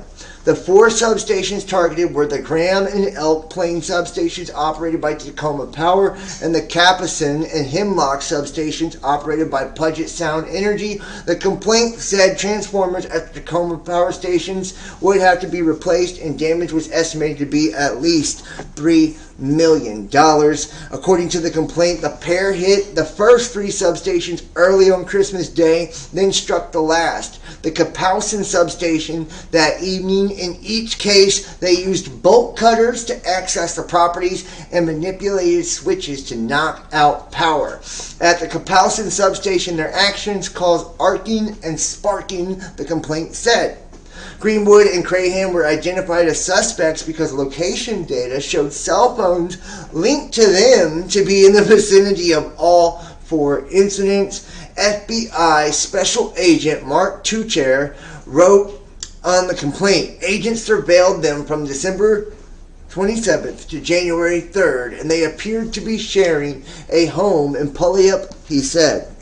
Quote, "The substations are spread out over dozens of miles. The attacks occurred early in the morning and in the evening, and the first and fourth attacks were separated by over 12 hours, the complaint said. This makes it at least unlikely that an individual would simply happen to be all 4 locations around the times they were each vandalized." When he was arrested, Greenwood had several articles of clothing that matched images of one of the suspects in surveillance images, and agents found him to have 2 unregistered short-barreled weapons, the complaint said. The 2 men face up to 20 years in prison for conspiracy to attack energy facilities and up to 10 years in prison or possession of unregistered firearm. Prosecutors will ask for the 2 men to remain detained with the Federal Detention Center and SeaTac, and they're also charged with possession of unregistered firearm. And there's the guns right there. You can see the images. At least 4 electrical substations were targeted in earlier attacks in Oregon and Washington beginning late November. Attackers used firearms in at least some of the incidents, and some power customers in Oregon temporarily lost service. And one of the attacks, 2 people cut through a fence surrounding a high-voltage substation and then shot several pieces of equipment. The utilities affected in those cases, Portland Electric, General Electric, the Bonneville Power Administration, and Puget Sound Energy, they said they were working with the FBI. Threats against the power grid across the U.S. The damage comes as federal government monitors potential domestic threats and attacks against the power grid across the United States. Increasing protection at utility substations may soon be a new practice for power companies across Washington and the U.S. There needs to be an awareness that this is now a target. Randall Blazek, an extremism expert and sociology professor in Oregon. Tacoma Public Utilities owns 2 of the 4 substations vandalized. The company tweeted that the substations were attacked and deliberately targeted. The security around infrastructure is going to have to change, said Blazek. The U.S. Department of Homeland Security's Office of Intelligence and Analysis has been monitoring the potential threats and attacks. In January 2022, federal officers indicated extremist groups in the U.S. appeared to be increasing interest in targeting the power grid as a way of disrupting a nation. In November, DHS published a bulletin that warned of a heightened threat environment from those following violent extremist ideologies, and further states that the domestic groups could potentially act on violent threats during big upcoming events like the holiday season against U.S. targets, including critical infrastructure. And fucking how about that, right? In November, the DHS, Department of Homeland Security, conveniently published a bulletin, which we should take a look at that fucking bulletin, that warns against, quote, heightened threat environment from violent extremist ideologies, right? That would happen in the holiday season against critical infrastructure. And that's exactly what happened, right? And they were arrested not by police, but by federal fucking agents, by feds, okay? That puts the onus on law enforcement and utilities and people who have to monitor this, the kind of this to raise security level, because they are now these soft targets that are in the sights of the extremists. And like I said, we are in this whole electrification agenda and this green agenda, build back better agenda, and then all of a sudden, now it's this threat of cyber attack. And you know Klaus Schwab, he even said the next thing to make COVID look like it wasn't shit will be what? Cyber attack. The cyber pandemic. That's what's coming next, okay? That's what's coming next. And let's take a look at the bulletin here. This is the bulletin, guys, from the Department of Homeland Security. Let's see if I can make it a little bigger. Summary of the terrorism threat to the United States. The United States remains in a heightened threat environment. Lone offenders and small groups motivated by a range of ideological beliefs and or personal grievances continue to pose a persistent and lethal threat to the homeland. Domestic actors and foreign terrorist organizations continue to maintain a visible presence online in attempts to motivate supporters to conduct attacks in the homeland. Threat actors have recently mobilized to violence, citing factors such as reactions to current events and adherence to violent extremist ideologies. In the coming months, threat actors could exploit several upcoming events to justify or commit acts of violence, including certifications related to the midterm elections, the holiday season, and associated large gatherings, the marking of the 2 years since the breach of the U.S. Capitol on January 6, 2021, and potential socio-political developments connected to ideological beliefs on personality hostility. Targets of potential violence include public gatherings, faith-based institutions, the LGBTQ plus community, schools, racial and religious minorities, government facilities and personnel, U.S. critical infrastructure, the media, and perceived ideological opponents. Wow. Have at that. And I'm going to drop this link. I think you guys can go straight to it. I hope you can go straight to it in the chat for all of y'all, in case you want to check this out yourself. I feel this whole catching of these men is a huge distraction to calm the public into thinking the officials got this. I couldn't agree more. With Up Your 73, that's a very, very good comment, actually. I've heard the charges were dropped. Is this true? I have not heard the charges were dropped. Haven't heard that. They're all controlled ops. They wouldn't be in the spotlight, or they wouldn't be in the spotlight at all. I agree. This is controlled opposition. This is probably a psyop of some sort. You know, feds are they were walking around. The police never caught them, and I think it was Dabu7 that did a video on these two cats, right? And I was watching it, and he said that. He said, you know, it's very strange that, and somebody told me that I sounded like Dabu7 in my last video, which I love his work, so that was a compliment to me. But, so anyways, but in his video I'm watching, he says, isn't it weird how they were walking around and the cops never got these guys at all, right? They had them on camera and everything. The cops never picked them up, but federal agents found them, right? The feds were watching them, tracked them, and scooped them.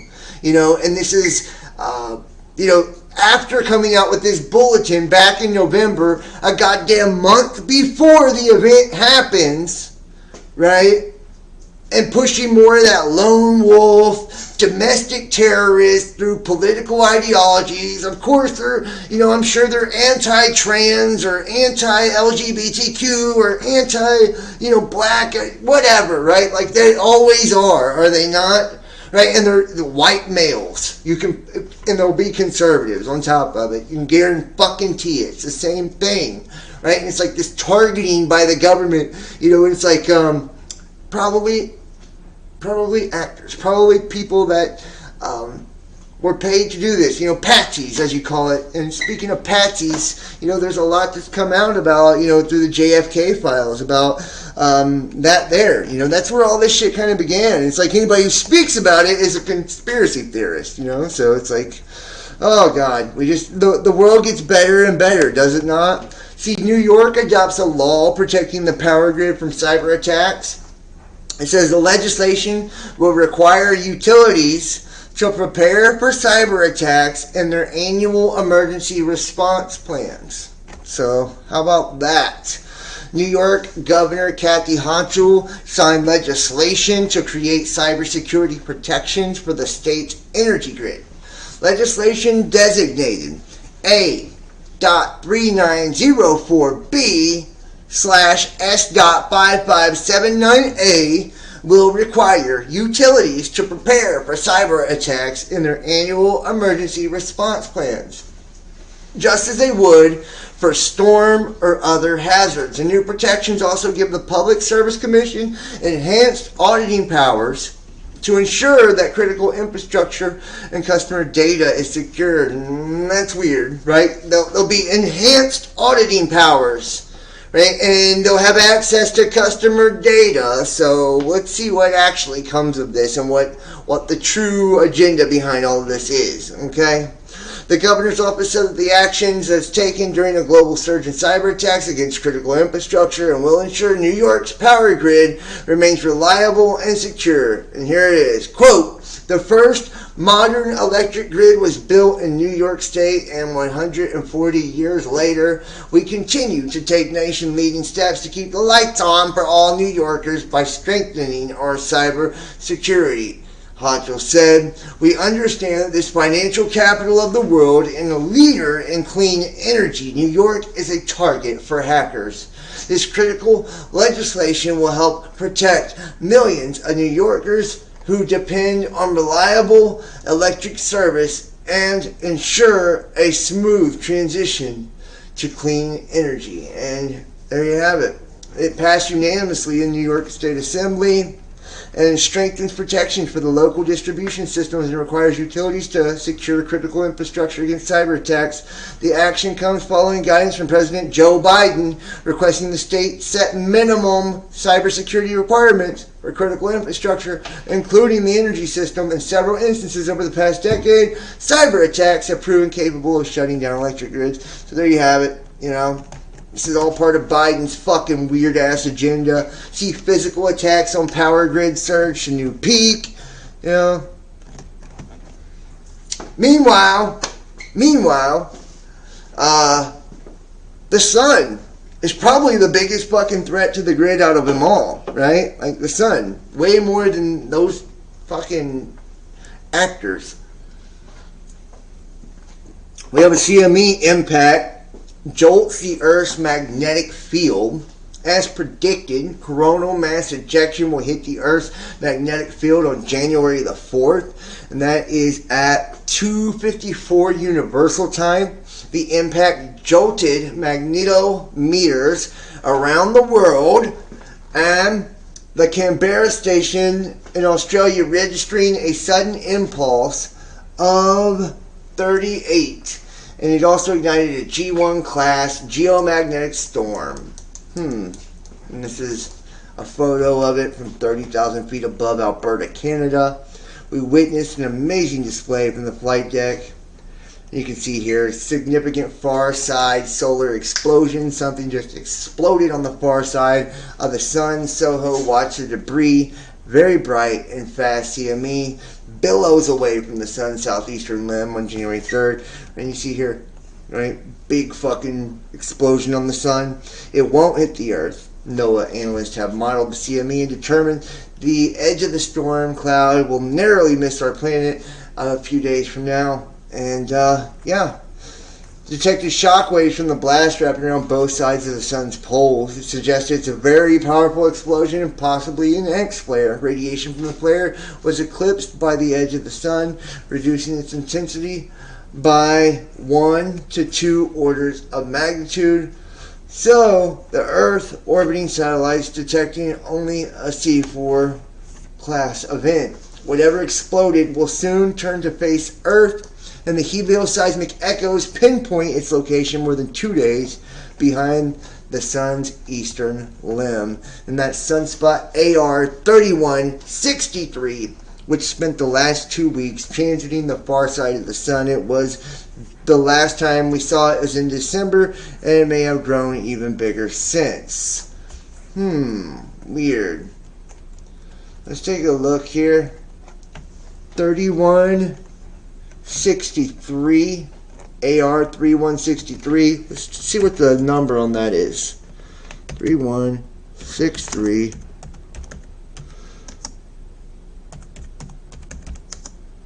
Whoops. We'll go.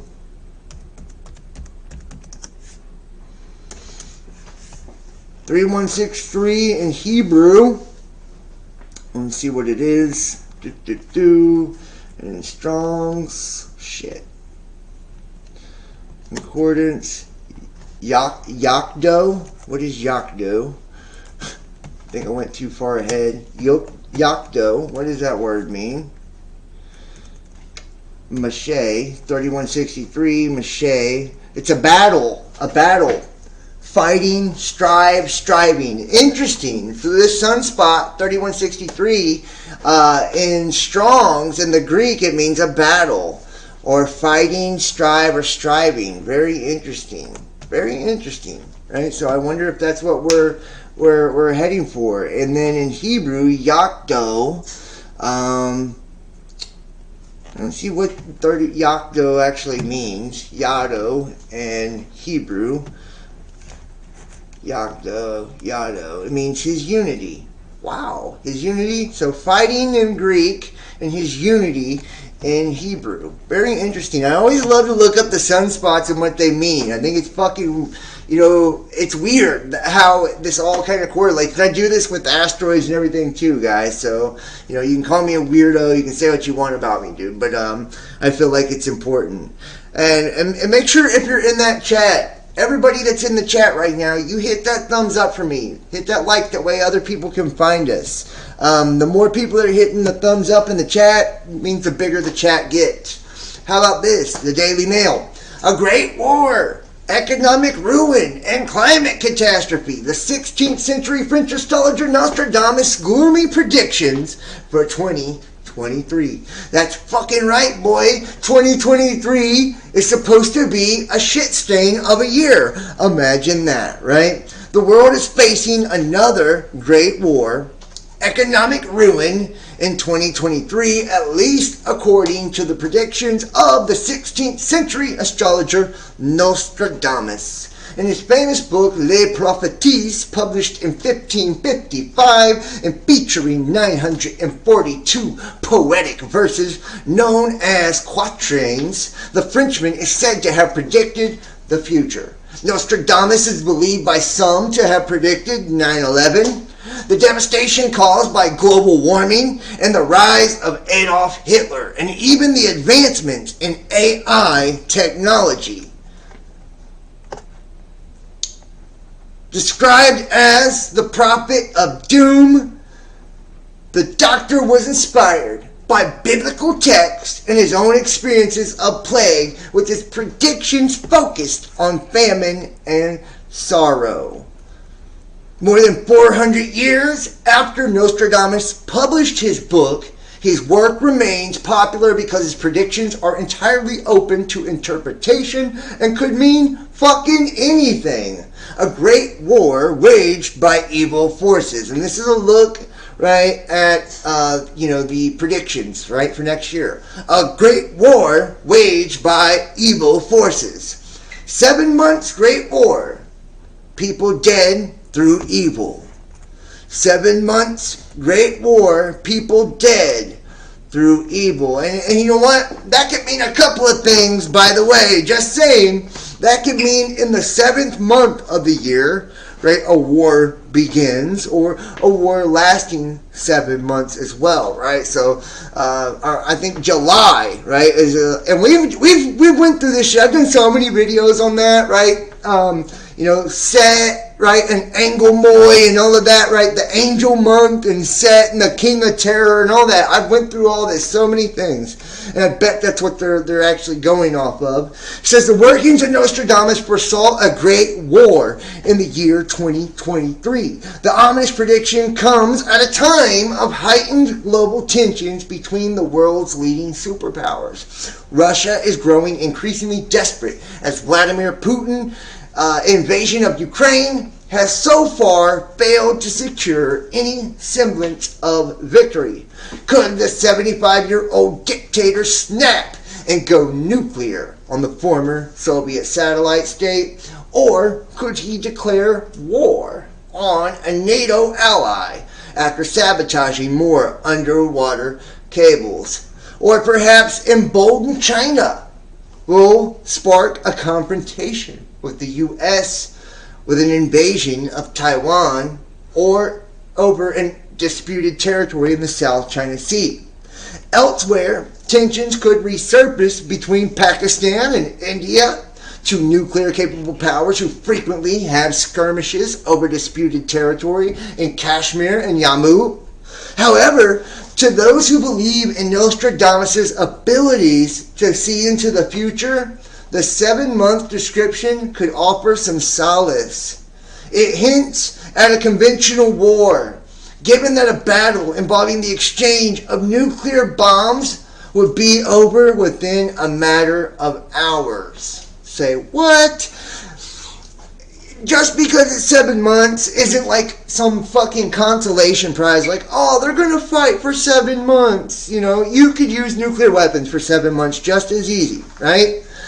We see the whole, development of tactical nuclear weapons, right? It could take that long for it to escalate until they start dropping, fucking nation-killing bombs, too, just to keep it real. This is another, the light on Mars will go out. Prediction from Nostradamus says, the light on Mars will go out as we enter Venus season. How cool, right? This is and the moon will occult Mars this month, guys. So I wonder if that's what you're talking about. That would be weird, right? The moon occults Mars this month. So the light on Mars will go out. This is another cryptic message in the same quatrain that predicts a great war.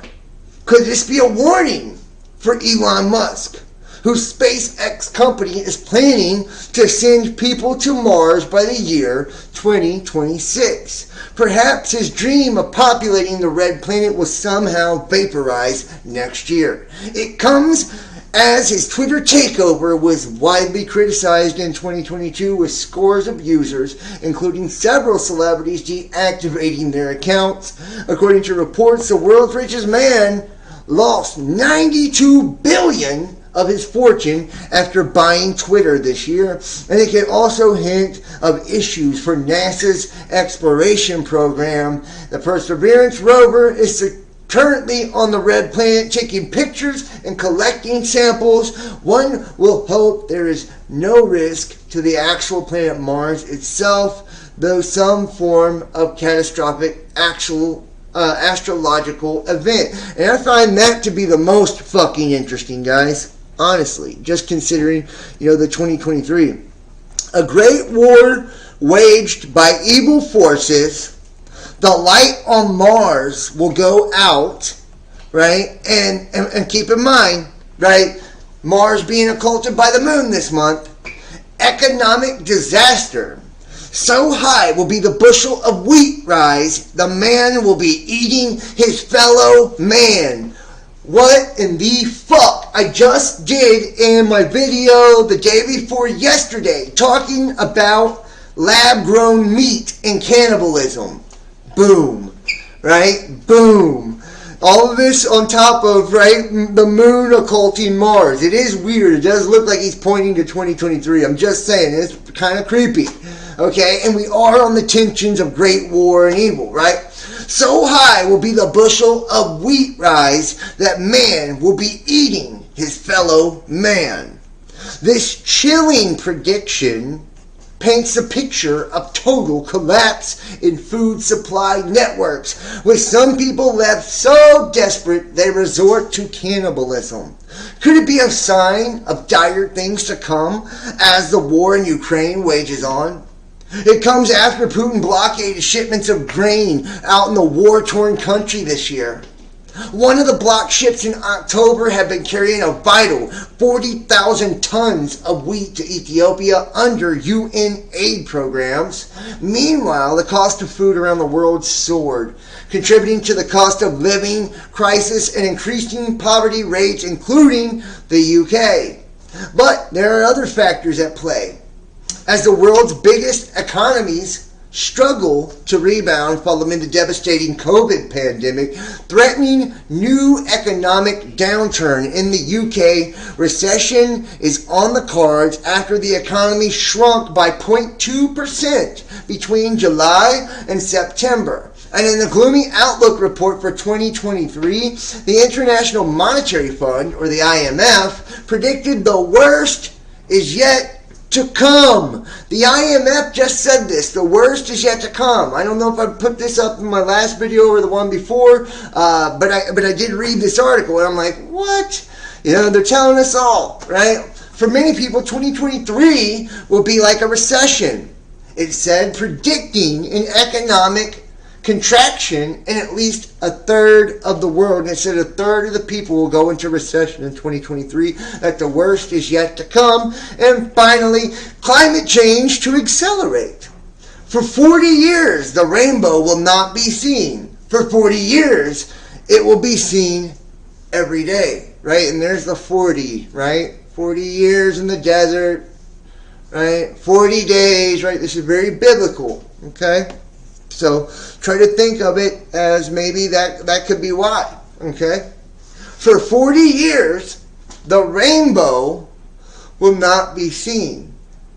For 40 years, it will be seen every day. The dry earth will grow more parched, and there will be great floods when it is seen. That is strange. Okay, so for 40 years, the rainbow will not be seen. And for 40 years, it will be seen every day. The dry earth will grow more parched. And there will be great floods when it is seen. Interesting. This particular prophecy appears quite apt given the current state of the climate. Europe saw its worst drought in 500 years in 2022, while the Horn of Africa is currently experiencing the longest and most severe drought on record, threatening millions of people with starvation. There were also catastrophic floods in Pakistan between June and October, killing more than 1,700 people and causing more than $14 billion worth of damage. If Nostradamus' prediction is to be believed, next year could be even worse climate disasters, although one hopes nothing that will last for 40 years. Revolt and civil unrest. Sooner and later, you will see great changes made. Dreadful horrors and vengeance. Think about that. Jesus, Lord. Sooner and later, you will see great changes made. Dreadful horrors and vengeances. The trumpet shake with great discord, and agreement broken, lifting the face to heaven. The bloody mouth will swim with blood. The face anointed with milk and honey lies on the ground. Very fucking cryptic, guys. We should really do a deep dive into this and see, what we can come up with. Okay? But the trumpet shakes with great discord. An agreement broken. Is this like a peace deal? The Middle Eastern peace deal? Perhaps? A ceasefire of some sort? Right? Lifting the face to the heavens. The bloody mouth will swim with blood. The face anointed with milk and honey lies on the ground. Very, very interesting. And we'll see here. These Nostradamus quatrains warn of potential civil unrest and uprisings, and come at a time of increasing tensions between the classes and other groups. In both Western democracies and more autocratic states, there's a growing disdain against the super wealthy who have continued to grow their astronomical wealth despite the COVID pandemic, which has left the overwhelming majority of the world's population poorer. Could the lower economic classes launch some kind of revolt similar to the U.S. Capitol riot in January 2021, which was also a fucking false flag event, right? I did a video. Hey, join the Best Damn Fam. $33 a month. Get access to our private, live, and exclusive content. We're going to start doing the private Discords too. Every week, guys. Every week. January, I'm kicking it off. Every week, we're bringing it back. All of it. Join that, man, and check out our complete list of uncensored videos, and you'll see what actually happened on January 6th. This year, seeing the potential revolts, including in Iran, where protests and demonstrations continue following the murder of a woman by the country's so-called morality police. The country says it's shutting the force down, but this will be enough to stop the tide of widespread resistance. According to the Global Protest Tracker, more than 132 countries have experienced significant protests in 2022, with almost a quarter, 23%, lasting for more than 3 months. That is fucking crazy. Nostradamus. And we're not going to go through all this, who was Nostradamus and all this, but I think that's fucking interesting, guys. I mean, I don't think that's too far-fetched, to actually say that some of this shit could possibly happen, right? Some of this shit could possibly happen. Now, let's take a look at some of this before we get out of here, okay?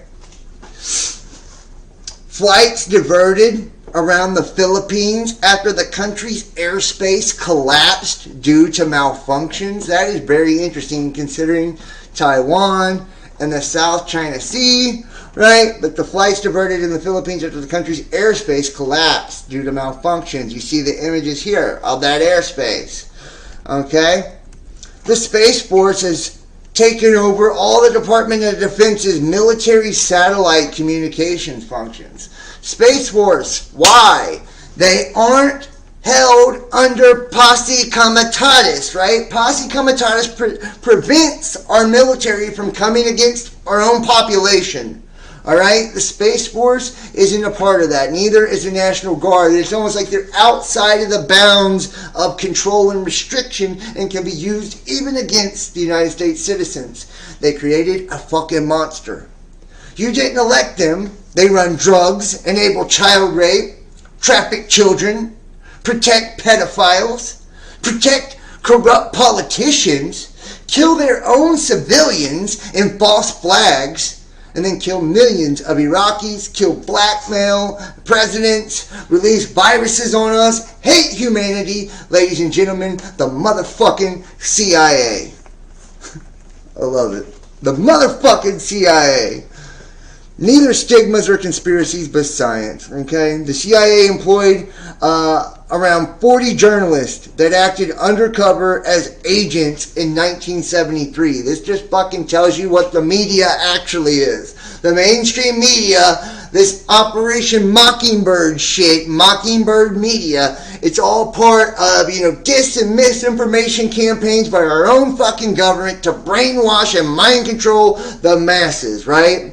It says, I do consider it noteworthy, however, that on November the 20th, 1973, the Washington State News reported that CIA employed some 40 journalists who doubled as undercover contacts. Say what? The agency does not believe there has been any impropriety on its part in the limited use made of persons connected in some way with American media, church, and missionary organizations. So it's not just the media, motherfucker. It's your church too, right? It's your church too. Okay, man, I'm trying to tell people. It's fucking nuts, dude. Vice President, VP of German Parliament calls for investigation into what? You guessed it. You guessed it. The convenience of it all, guys. We're never going to get the truth, unless we push for it. How about this? Okay? It's been in the plan for a long time. They've actually pulled the fucking trigger, and here it is. In the future, it will be a question of finding a way to reduce the population. We will start with the old, then the weak, and the useless, and especially the stupid ones. We will get rid of them, making them believe it is for their own good. We will find something, or we'll cause it, a pandemic that targets certain people, a virus that will affect the old or the fat. It doesn't matter. The weak will succumb to it. The fearful and the stupid will believe it and ask to be treated. And we will have taken care to have planned the treatment. A treatment that will be the solution. The selection of idiots will thus be done. They will go to the slaughterhouse on their own. And this is Jacques Attali, French Jewish shadow president of France, interviewed in 1981. How about that? How about that? Right? And you guys, I don't know if you've seen any of this, but this woman that's in all these pictures with Vladimir Putin, some people believe it's part of his security, some people believe he's just banging her, and some people believe he's doing both. So, how about this? Prepare for the big one. Second strong quake in 2 weeks since Northern Cali, back to response and cleanup mode, felt more violent than a magnitude 6.4 jolt. And this looks like it's up there by the Juan de Fuca, y'all. I mean, I've told you guys, the big one in California is said to be like a magnitude 10 on the Richter scale. So this is unlike anything we will have ever known in modern history, right? Modern historical accounts will have never known anything like the big one. But Cascadia subduction zone will be 30 to 40 times more powerful than that when the Juan de Fuca plate actually slips. So, the fires, the tsunamis, the quakes, the shit is nuts, and it's like we're pushing towards that. Northern Cali officials are back in cleanup mode after the second earthquake in 2 weeks struck the region Sunday morning, 10:35 a.m., cracking walls and roads. The 5.4 magnitude earthquake was shallow, striking at a depth of about 19 miles, USGS said, and it was centered about 30 miles south of Eureka and 9 miles south of Rio Del, the USGS said. And you can see there, 6.4 earthquake also shook the area about 125 miles south of the Oregon border on December 20th, resulting in 2 deaths. And that was the solstice, guys, right around the winter solstice, okay? Rio Del Mar, Deborah Garnes on the December quake also left 27 of the town's homes red tagged, meaning they were unsafe due to damage, and 73 homes yellow tagged. Some of the buildings were further damaged Sunday and may need to be torn down, she said. Quote, "We are kind of starting over. We have moved from our response to our recovery, and now we are basically in both." Garnes told CNN's Pamela Brown Sunday, "We have to be back into response because the southern end of town really took it hard this time." This is a video showing the 5.4 earthquake in northern Cali. Let's see it. Motherfucker, that's huge. Strong earthquake hitting Northern California yesterday morning, a magnitude 5.4. That's a preliminary magnitude quake. Strong. An area known as Rio Del in Humboldt County. Now, no reports of any major damage or injuries right now, but there were some power outages. The same area was hit with a strong quake last month. A 6.4 magnitude quake struck Rio Del, killing 2 people and causing widespread damage. Yeah, very, very crazy, very intense, y'all. And here you go. This is what we're just pointing to, right? The IMF. Brace yourself for impact. Third of the world in recession this year, the IMF head warns. Okay, so this is the head of the IMF. For those who rely on the mainstream media for the warning, this is from BBC. Brace yourselves for impact. When it's the mainstream media reporting things like this, it has been going on for months. Head of the IMF, Kristalina Georgieva, said 2023 will be tougher than last year as the US, the EU, and China see their economies slow down. It comes as the war in Ukraine, rising prices, higher interest rates, and the spread of COVID in China weigh on the global economy. And here is the warning. A third of the global economy will be in recession this year. The head of the International Monetary Fund, or the IMF, has warned. Kristalina Georgieva said 2023 will be tougher than last year as the US, EU, and China see their economies slow. It comes as a war in Ukraine, rising prices, higher interest rates, and the spread of COVID in China weigh on the global economy. In October, the IMF cut its global economic growth outlook for 2023. We expect 1/3 of the world to be in recession. How about that, right? That's coming straight from the motherfucking IMF. Okay? Straight from the IMF. And this is probably the answer of what they're going to do for all the things that are heading our way. They've got so many different things they've got planned for us because they love us so motherfucking much, right? Someone dug up an 18-year-old article about the world's richest men, including our usual suspect, Bill Gates, secretly assembling to discuss measures to curb overpopulation. And here it is, Billionaire Club in a bid to curb overpopulation. And let's see what it says. Some of America's leading billionaires have met secretly to consider how their wealth could be used to slow the growth of the world's population and speed up improvements in health and education. The philanthropist who attended the summit convened on the initiative of Bill Gates, the Microsoft co-founder, discussed joining forces to overcome political and religious obstacles to change.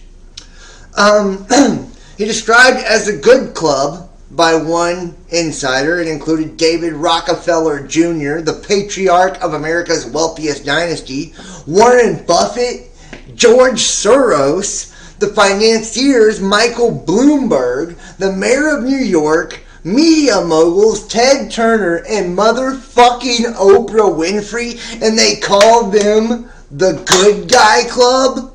This is called the Good Guy Club? The members, along with Gates, have given away more than 45 billion euros since '96. What the fuck?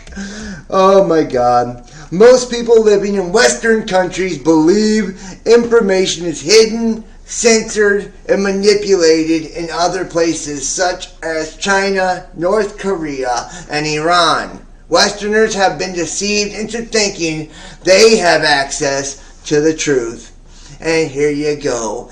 Ideological subversion or psychological warfare. It changes the perception of reality to such an extent that despite the abundance of information, no one is able to come to sensible conclusions in the interest of defending themselves, their families, their community, and their country. And this is, we're so far beyond this, guys, it's not even fucking funny at this point. We're so far beyond this, it's not funny. Oh, Lord. How many of these fucking coincidences do we still need? Bills Damar Hamlin goes down and ambulances on the field. CPR administered. Entire Bills team in prayer as Damar leaves the field in an ambulance. They think we are stupid. I guess we'll just keep calling it coincidental until half of us are dead. This former football player also died of a heart attack last night at just 38. I love when docs know exactly what happened, although they haven't even checked the first analysis made on the patient. Exactly, right? The cordio cordis or whatever shit. Okay, that's what happened. And you take a look, but the narrative is changing. Growing evidence suggests that these things make people more susceptible and could be fueling evolution. Even if some would rather literally die than acknowledge corporation and governments don't love them. And take a look at this. Look at this quote here. I will never regret the blank. Even if it turns out I injected actual poison and I have only days to live. My heart and is and was in the right place. I got vaccinated out of love while anti-vaxxers did everything out of hate. I have to die because of my love for the world, then so be it. But I will never, ever regret or apologize for it. Give me a fucking break, dude. You done this out of love? You done this because you're a selfish fuck, right? You wanted to protect your own ass. You wasn't worried about nobody else.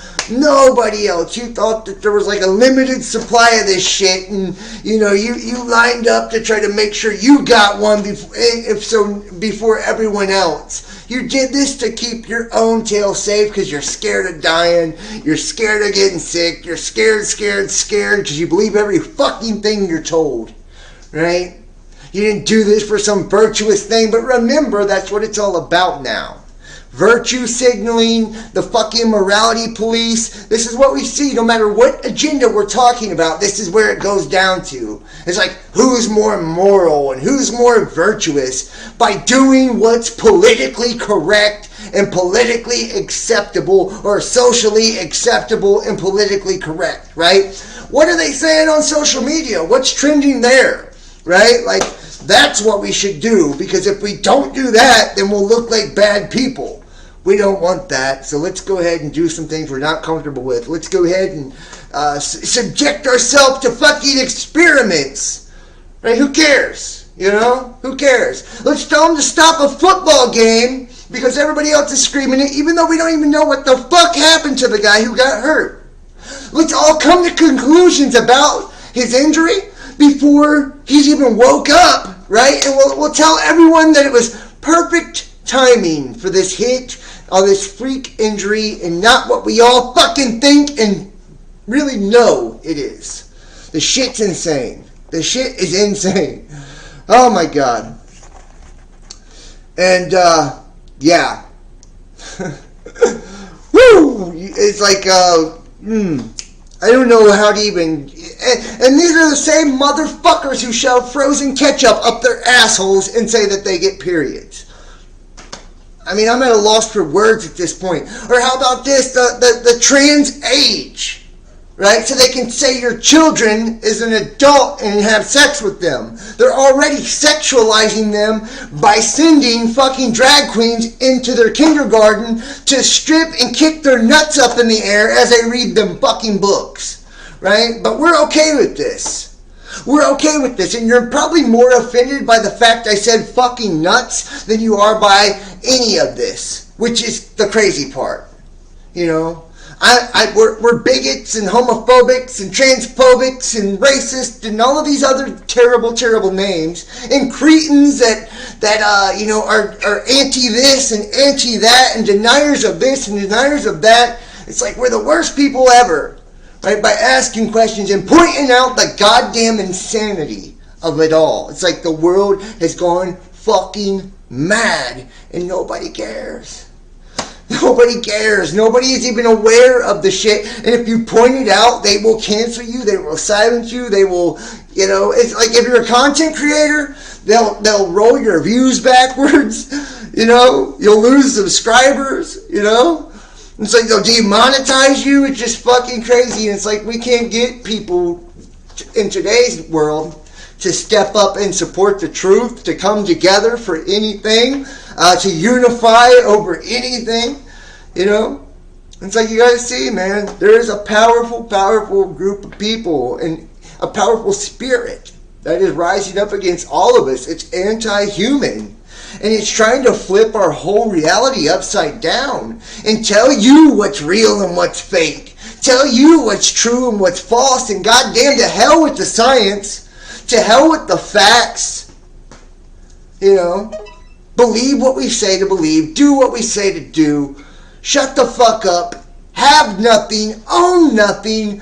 Be nothing. And be grateful for it. Right? This is where we're going. This is a trip we're taking. You know, Eurozone's kamikaze interest rates rises could collapse currency and cause even more severe economic crisis in Italy. UK finally bans the import of Russian LNG 10 months into the NATO's failing war in Ukraine and will buy it double from India. Say what? It's like the stupidity just continues to intensify. California braces for a third atmospheric river bomb cyclone since Christmas, bringing severe flooding and loss of life. More to come. These atmospheric rivers, as a result of geoengineering and HARP and all of this, and I'm telling you, let me show you this too. Very strange, the HARP shit, or the, you know, the atmospheric rivers, they literally just had HARP pulses that were captured on radar just the other day. Let me see if I can find it. It's right here. Right here. Check this out.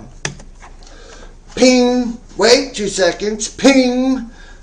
Ping. This is what most ham radio operators heard yesterday when they received HARP's radar transmission to asteroid 2010 XC15. Scott Tilley of Robert Creek's British Columbia took a closer look, and this is what they saw. Everyone who picked up the pulse did so because Earth's ionosphere reflected some of HARP's radio energy back to Earth. Only a fraction escaped into space and reached the asteroid. Tilley's high-time resolution recording of the pulse shows that multiple reflections, probably with a dash of ducting and refraction, were involved. The complexity of the ionosphere and how it modifies shortwave signals is key challenges for researchers who will be processing radar returns from the asteroid. And this appeared in the sky of Lofoten Islands, Norway, at the same time. Look at that. Right? As the heart was lit up, this appeared in the sky in Norway. Nothing to see here, folks. Right? You could see the pings on the goddamn radar, and at the same time, major fucking earthquakes hit California. Right? and atmospheric rivers that are huge bring more and more flooding, damage, and devastation, and I wonder what it's all a result of. It couldn't possibly be engineered. This couldn't possibly be part of the same agenda to disrupt all the supply chains and create shortages, right? To create confusion amongst the sexes, your age, your gender, your race, and whatever else, in division amongst all of them, in conflict amongst all of them, in your political parties, your religious beliefs as well. Storm buries Tahoe region over 4 feet of snow in spots. What? The latest dump comes days after it hit the region. This is in spots. Monster flood kills at least 51 in the Philippines. 46,000 others forced to flee. 46,000 forced to flee.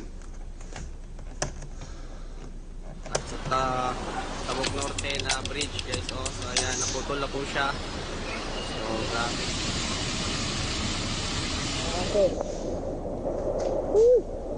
Banded yan. So, nilagyan namin ng barikada para... Hit that thumbs up too if you're in the chat, fam. Diri sa Alik Barangay Hall. So, nanakay ang mga... You don't think...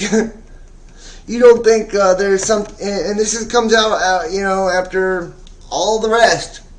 How many other agendas, peeps? You know? More than 1 in 4 people think someone they know died from the you-know-what. More than 1 in 4 people think someone they know died from you-know-what. What do you think about that? Nearly half of Americans think that they may be to blame for many, many unexplained endings in people's life cycles. And more than a quarter say that someone they know could possibly be one of those people, right? The latest Rasmussen reports, National Telephone and Online Survey, find that 49% of American adults believe it is likely that side effects of C-19 jabs have caused a significant number of unexplained people going, including 28% who think it's very likely, 37% don't say a significant number have caused the side effects, and 17% who believe it's not at all likely, and another 14% who are not sure. And I would love to see the survey, but they don't have a place to click. Yeah, 28% of adults say they personally know someone whose death they think may have been caused by side effects, while 61% don't, and another 10% are just not sure. The documentary, named Died Suddenly, has been criticized as prompting or promoting debunked anti-vax conspiracy theories, but has been seen by some 15 million people. And I'm going to try to post that on my BitChute channel for everybody, guys. The documentary Died Suddenly. Make sure to go to bitchute.com/bestdampodcast. And I should have that up by tonight, you know. But so check that out. I've got some interesting stuff up there anyways. All my videos that get strikes or whatever that are public are up there. And make sure to follow us Rumble too. Rumble, Best Damn Podcast, and the Best Damn Podcast. You know, so everything that gets strikes, all of it, it's up there. And make sure to donate and support. That way you can join the Best Damn Fam and check out our private content. Right now I'm in the process of uploading all of the uncensored videos to the Dropbox. Those links will be in the subscriptions and Patreons and all of that stuff for you who want to check it out, with new uncensored videos coming this week. So yeah, I'm really stoked. That'll be on Discord, a private show. I believe I'm going to do them Sunday night. So anybody's interested in that, donate $33 a month. You get to watch one every week. The entire library. It's awesome.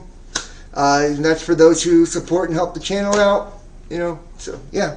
Book your own personal tarot reading too, guys.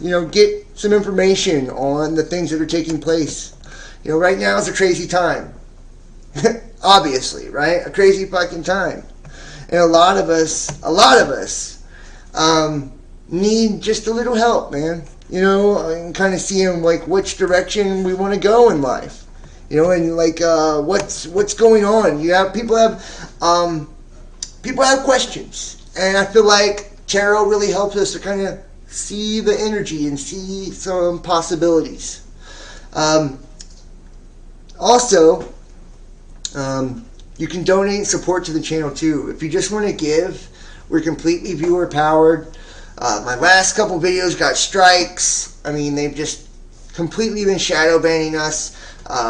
It helps me to be able to do what I love to do and to bring these kind of videos to you. So if you enjoy these type of shows, and I know a lot of you say you do, support me. That way I can continue to make them and make things better, and just continue to grow and continue to try to bring truth, and expose the lies of the system. But I need your help to do that. We got to do it as a community. You can do that by donating PayPal, Venmo, Patreon, Cash App, or Facebook Messenger. Get a YouTube or Facebook subscription. Book a tarot reading. And I'm giving discounts in the month of January too for tarot readings. So if you want the video version, I'm going to do them cheaper, as well as one question, 2 questions, or 3 questions, right? 1 hour or more. I'm going to be offering discounts on all of those. So just text 513-393-2396 or email therealbestdampodcast@gmail.com to inquire about booking your reading. I'm only doing so many, so once they're booked up, that's it for a while, right? So and they will be at a discount in the month of January. I want to start the new year off right. Let's start it off with awareness, consciousness. Let's start it off trying to really focus our intent on something positive. Focus our energy, on the things that truly matter in life, and focus on one another and building a wonderful community. Make sure to join our Discord. It's free. Links are in the description. Follow me on Twitter, The Real Best Damn, Facebook, Instagram, Best Damn Podcast, and BitChute, Rumble, all that, guys. I'm going to wrap this one up. I just want to tell y'all, man, I appreciate all that you do. I appreciate everything that you guys do for me. I appreciate all you that have watched for so long, so many years, through all the stuff. I hope you'll check out my astrology videos and my tarot videos too.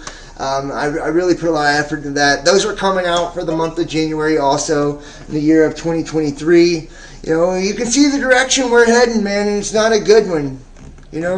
Honestly, you can see the direction we're heading, and it's not a good one. And I hate to say it, there isn't very many content creators at all that are left that are actually bringing any sort of fucking truth. Any sort of truth. We're going to do one more before we get out of here. And this is a biblical site in Israel where Jesus is said to have healed a blind man. Will be open to the public for the first time in 2,000 years. And I think this is symbolic, right? Christ. The Christ in us, right? Like that, which is that Holy Spirit healing the blind man, right? It's opening your spiritual eyes, right, to see the truth. The biblical site where Jesus is said to have healed a blind man will soon be open to the public for the first time in 2,000 years. The Pool of Siloam, located on the southern part of the city of David, archaeological site in Jerusalem, is cherished by Christians and Jews. It's currently being excavated by archaeologists, and it will either be open to the public piece by piece or once the entire site is unearthed. This is expected to take several years. And the healing of the blind man. John 7:9. The account of the blind man who is healed by Jesus at the pool of Siloam is a beautiful story that can teach us of the power of the Savior to likewise give us light and healing in our own daily struggles. And to be honest, it's to tell us to kind of lean on God at the end of the day, because that's where we get our true healing from. No matter who you call God or what you believe it to be, it's that divinity within each and every one of us, all men, all things, right, that gives power and life. The spark of creation to everything. It animates it all. And Christ is the anointing, right? It's the anointing of the Holy Spirit. You can call it the sacred secretion, right, that comes from the pineal gland. I don't care how you look at it, from a metaphysical standpoint, from a religious standpoint, astrotheological standpoint, talking about the constellation of Virgo and the solstice and all of that. Either way you look at it, it doesn't matter, because reality is all a reflection of spirit, right? All the dimensions, all our world is a reflection of what's internal to us. So that's why spiritually, collectively, individually, emotionally, all of it seems to be the same story playing out over and over again. Right? And it's tapping into that anointing on the inside, which is our heart. It's love, it's truth, it's light. Right? It opens our eyes. It takes the scales off of our eyes, allowing us to see through all the lies and deception of this world. Through all the bullshit and the hogwash that we're fed on a daily basis. Through the hatred that tries to pin us against each other, to divide us and conquer us. And it opens our spiritual eye, most importantly. So we can be in tune to something higher, something bigger, something more. We have a discernment. We level up, so to speak, and get closer to God. And it's a way that can't be explained. But if thine eye be single, then thy whole body be filled with light. Right? It's a spiritual body. You're bigger, you're more than you could ever possibly imagine. You are a piece of the divine. You are the children of God. In essence, you are Christ. And each and every day it's up to us to kind of try to lift that up and show others what that means, and show others the benefit of living life according to Christ and what that can bring each and every one of us. It's like, I feel like it's not about being perfect either. It's like just trying to be the best version of yourself you can be each and every day, and to treat people how you want to be treated, and just be sincere and genuine in your heart in all you do, and your life will be filled. Be appreciative and grateful and humble. It's like your life will be filled with the beautiful things, and you'll have a point of view that will allow you the appreciation of all that you have. Serve others and watch how much you truly serve yourself. So, thank you so much for watching. I love all of you. Please, please, please, if you enjoyed it, hit the thumbs up, guys. I appreciate all of you. Looks like we have Eve. Yeah, they're being exposed. Morning Sunshine. Kimberly F. Chanel Brown. Up Yours 73. Maria Elkman. Civilian Warrior. Thank you so much, guys. I love you all, man. I appreciate you. Cleric Knight. David Lagar. Awesome, awesome. Amber R. Carla. Eric Ibu Elliott. Sally Starchild. Carol Dryling. Jam Low. Nice, guys. Very nice. If I forgot anybody, Truth Behind the Lie. If I forgot anybody, I apologize. But thank you guys so much for watching. Please hit the thumbs up and give this a like wherever you watch it. Leave a comment. Let me know what you think about tonight's stories. Make sure to check out the last couple of videos too, man. They're really good. And it helps me too. But by hitting that like and leaving a comment, it helps with the algorithm. Share this link, your Facebook groups, on your social medias. Follow me Twitter, Instagram, Facebook. Make sure to subscribe here, the backup channel, on all our platforms, and consider donating, supporting it. It allows me to keep it going, keep it moving. Get a subscription, get the exclusive content, book a reading, all the information in the description box down below. All right, guys, thank you so much for watching. Remember, Jesus is the truth, the way, and the life. God bless you all. I love you, and I'll see you next time. Peace.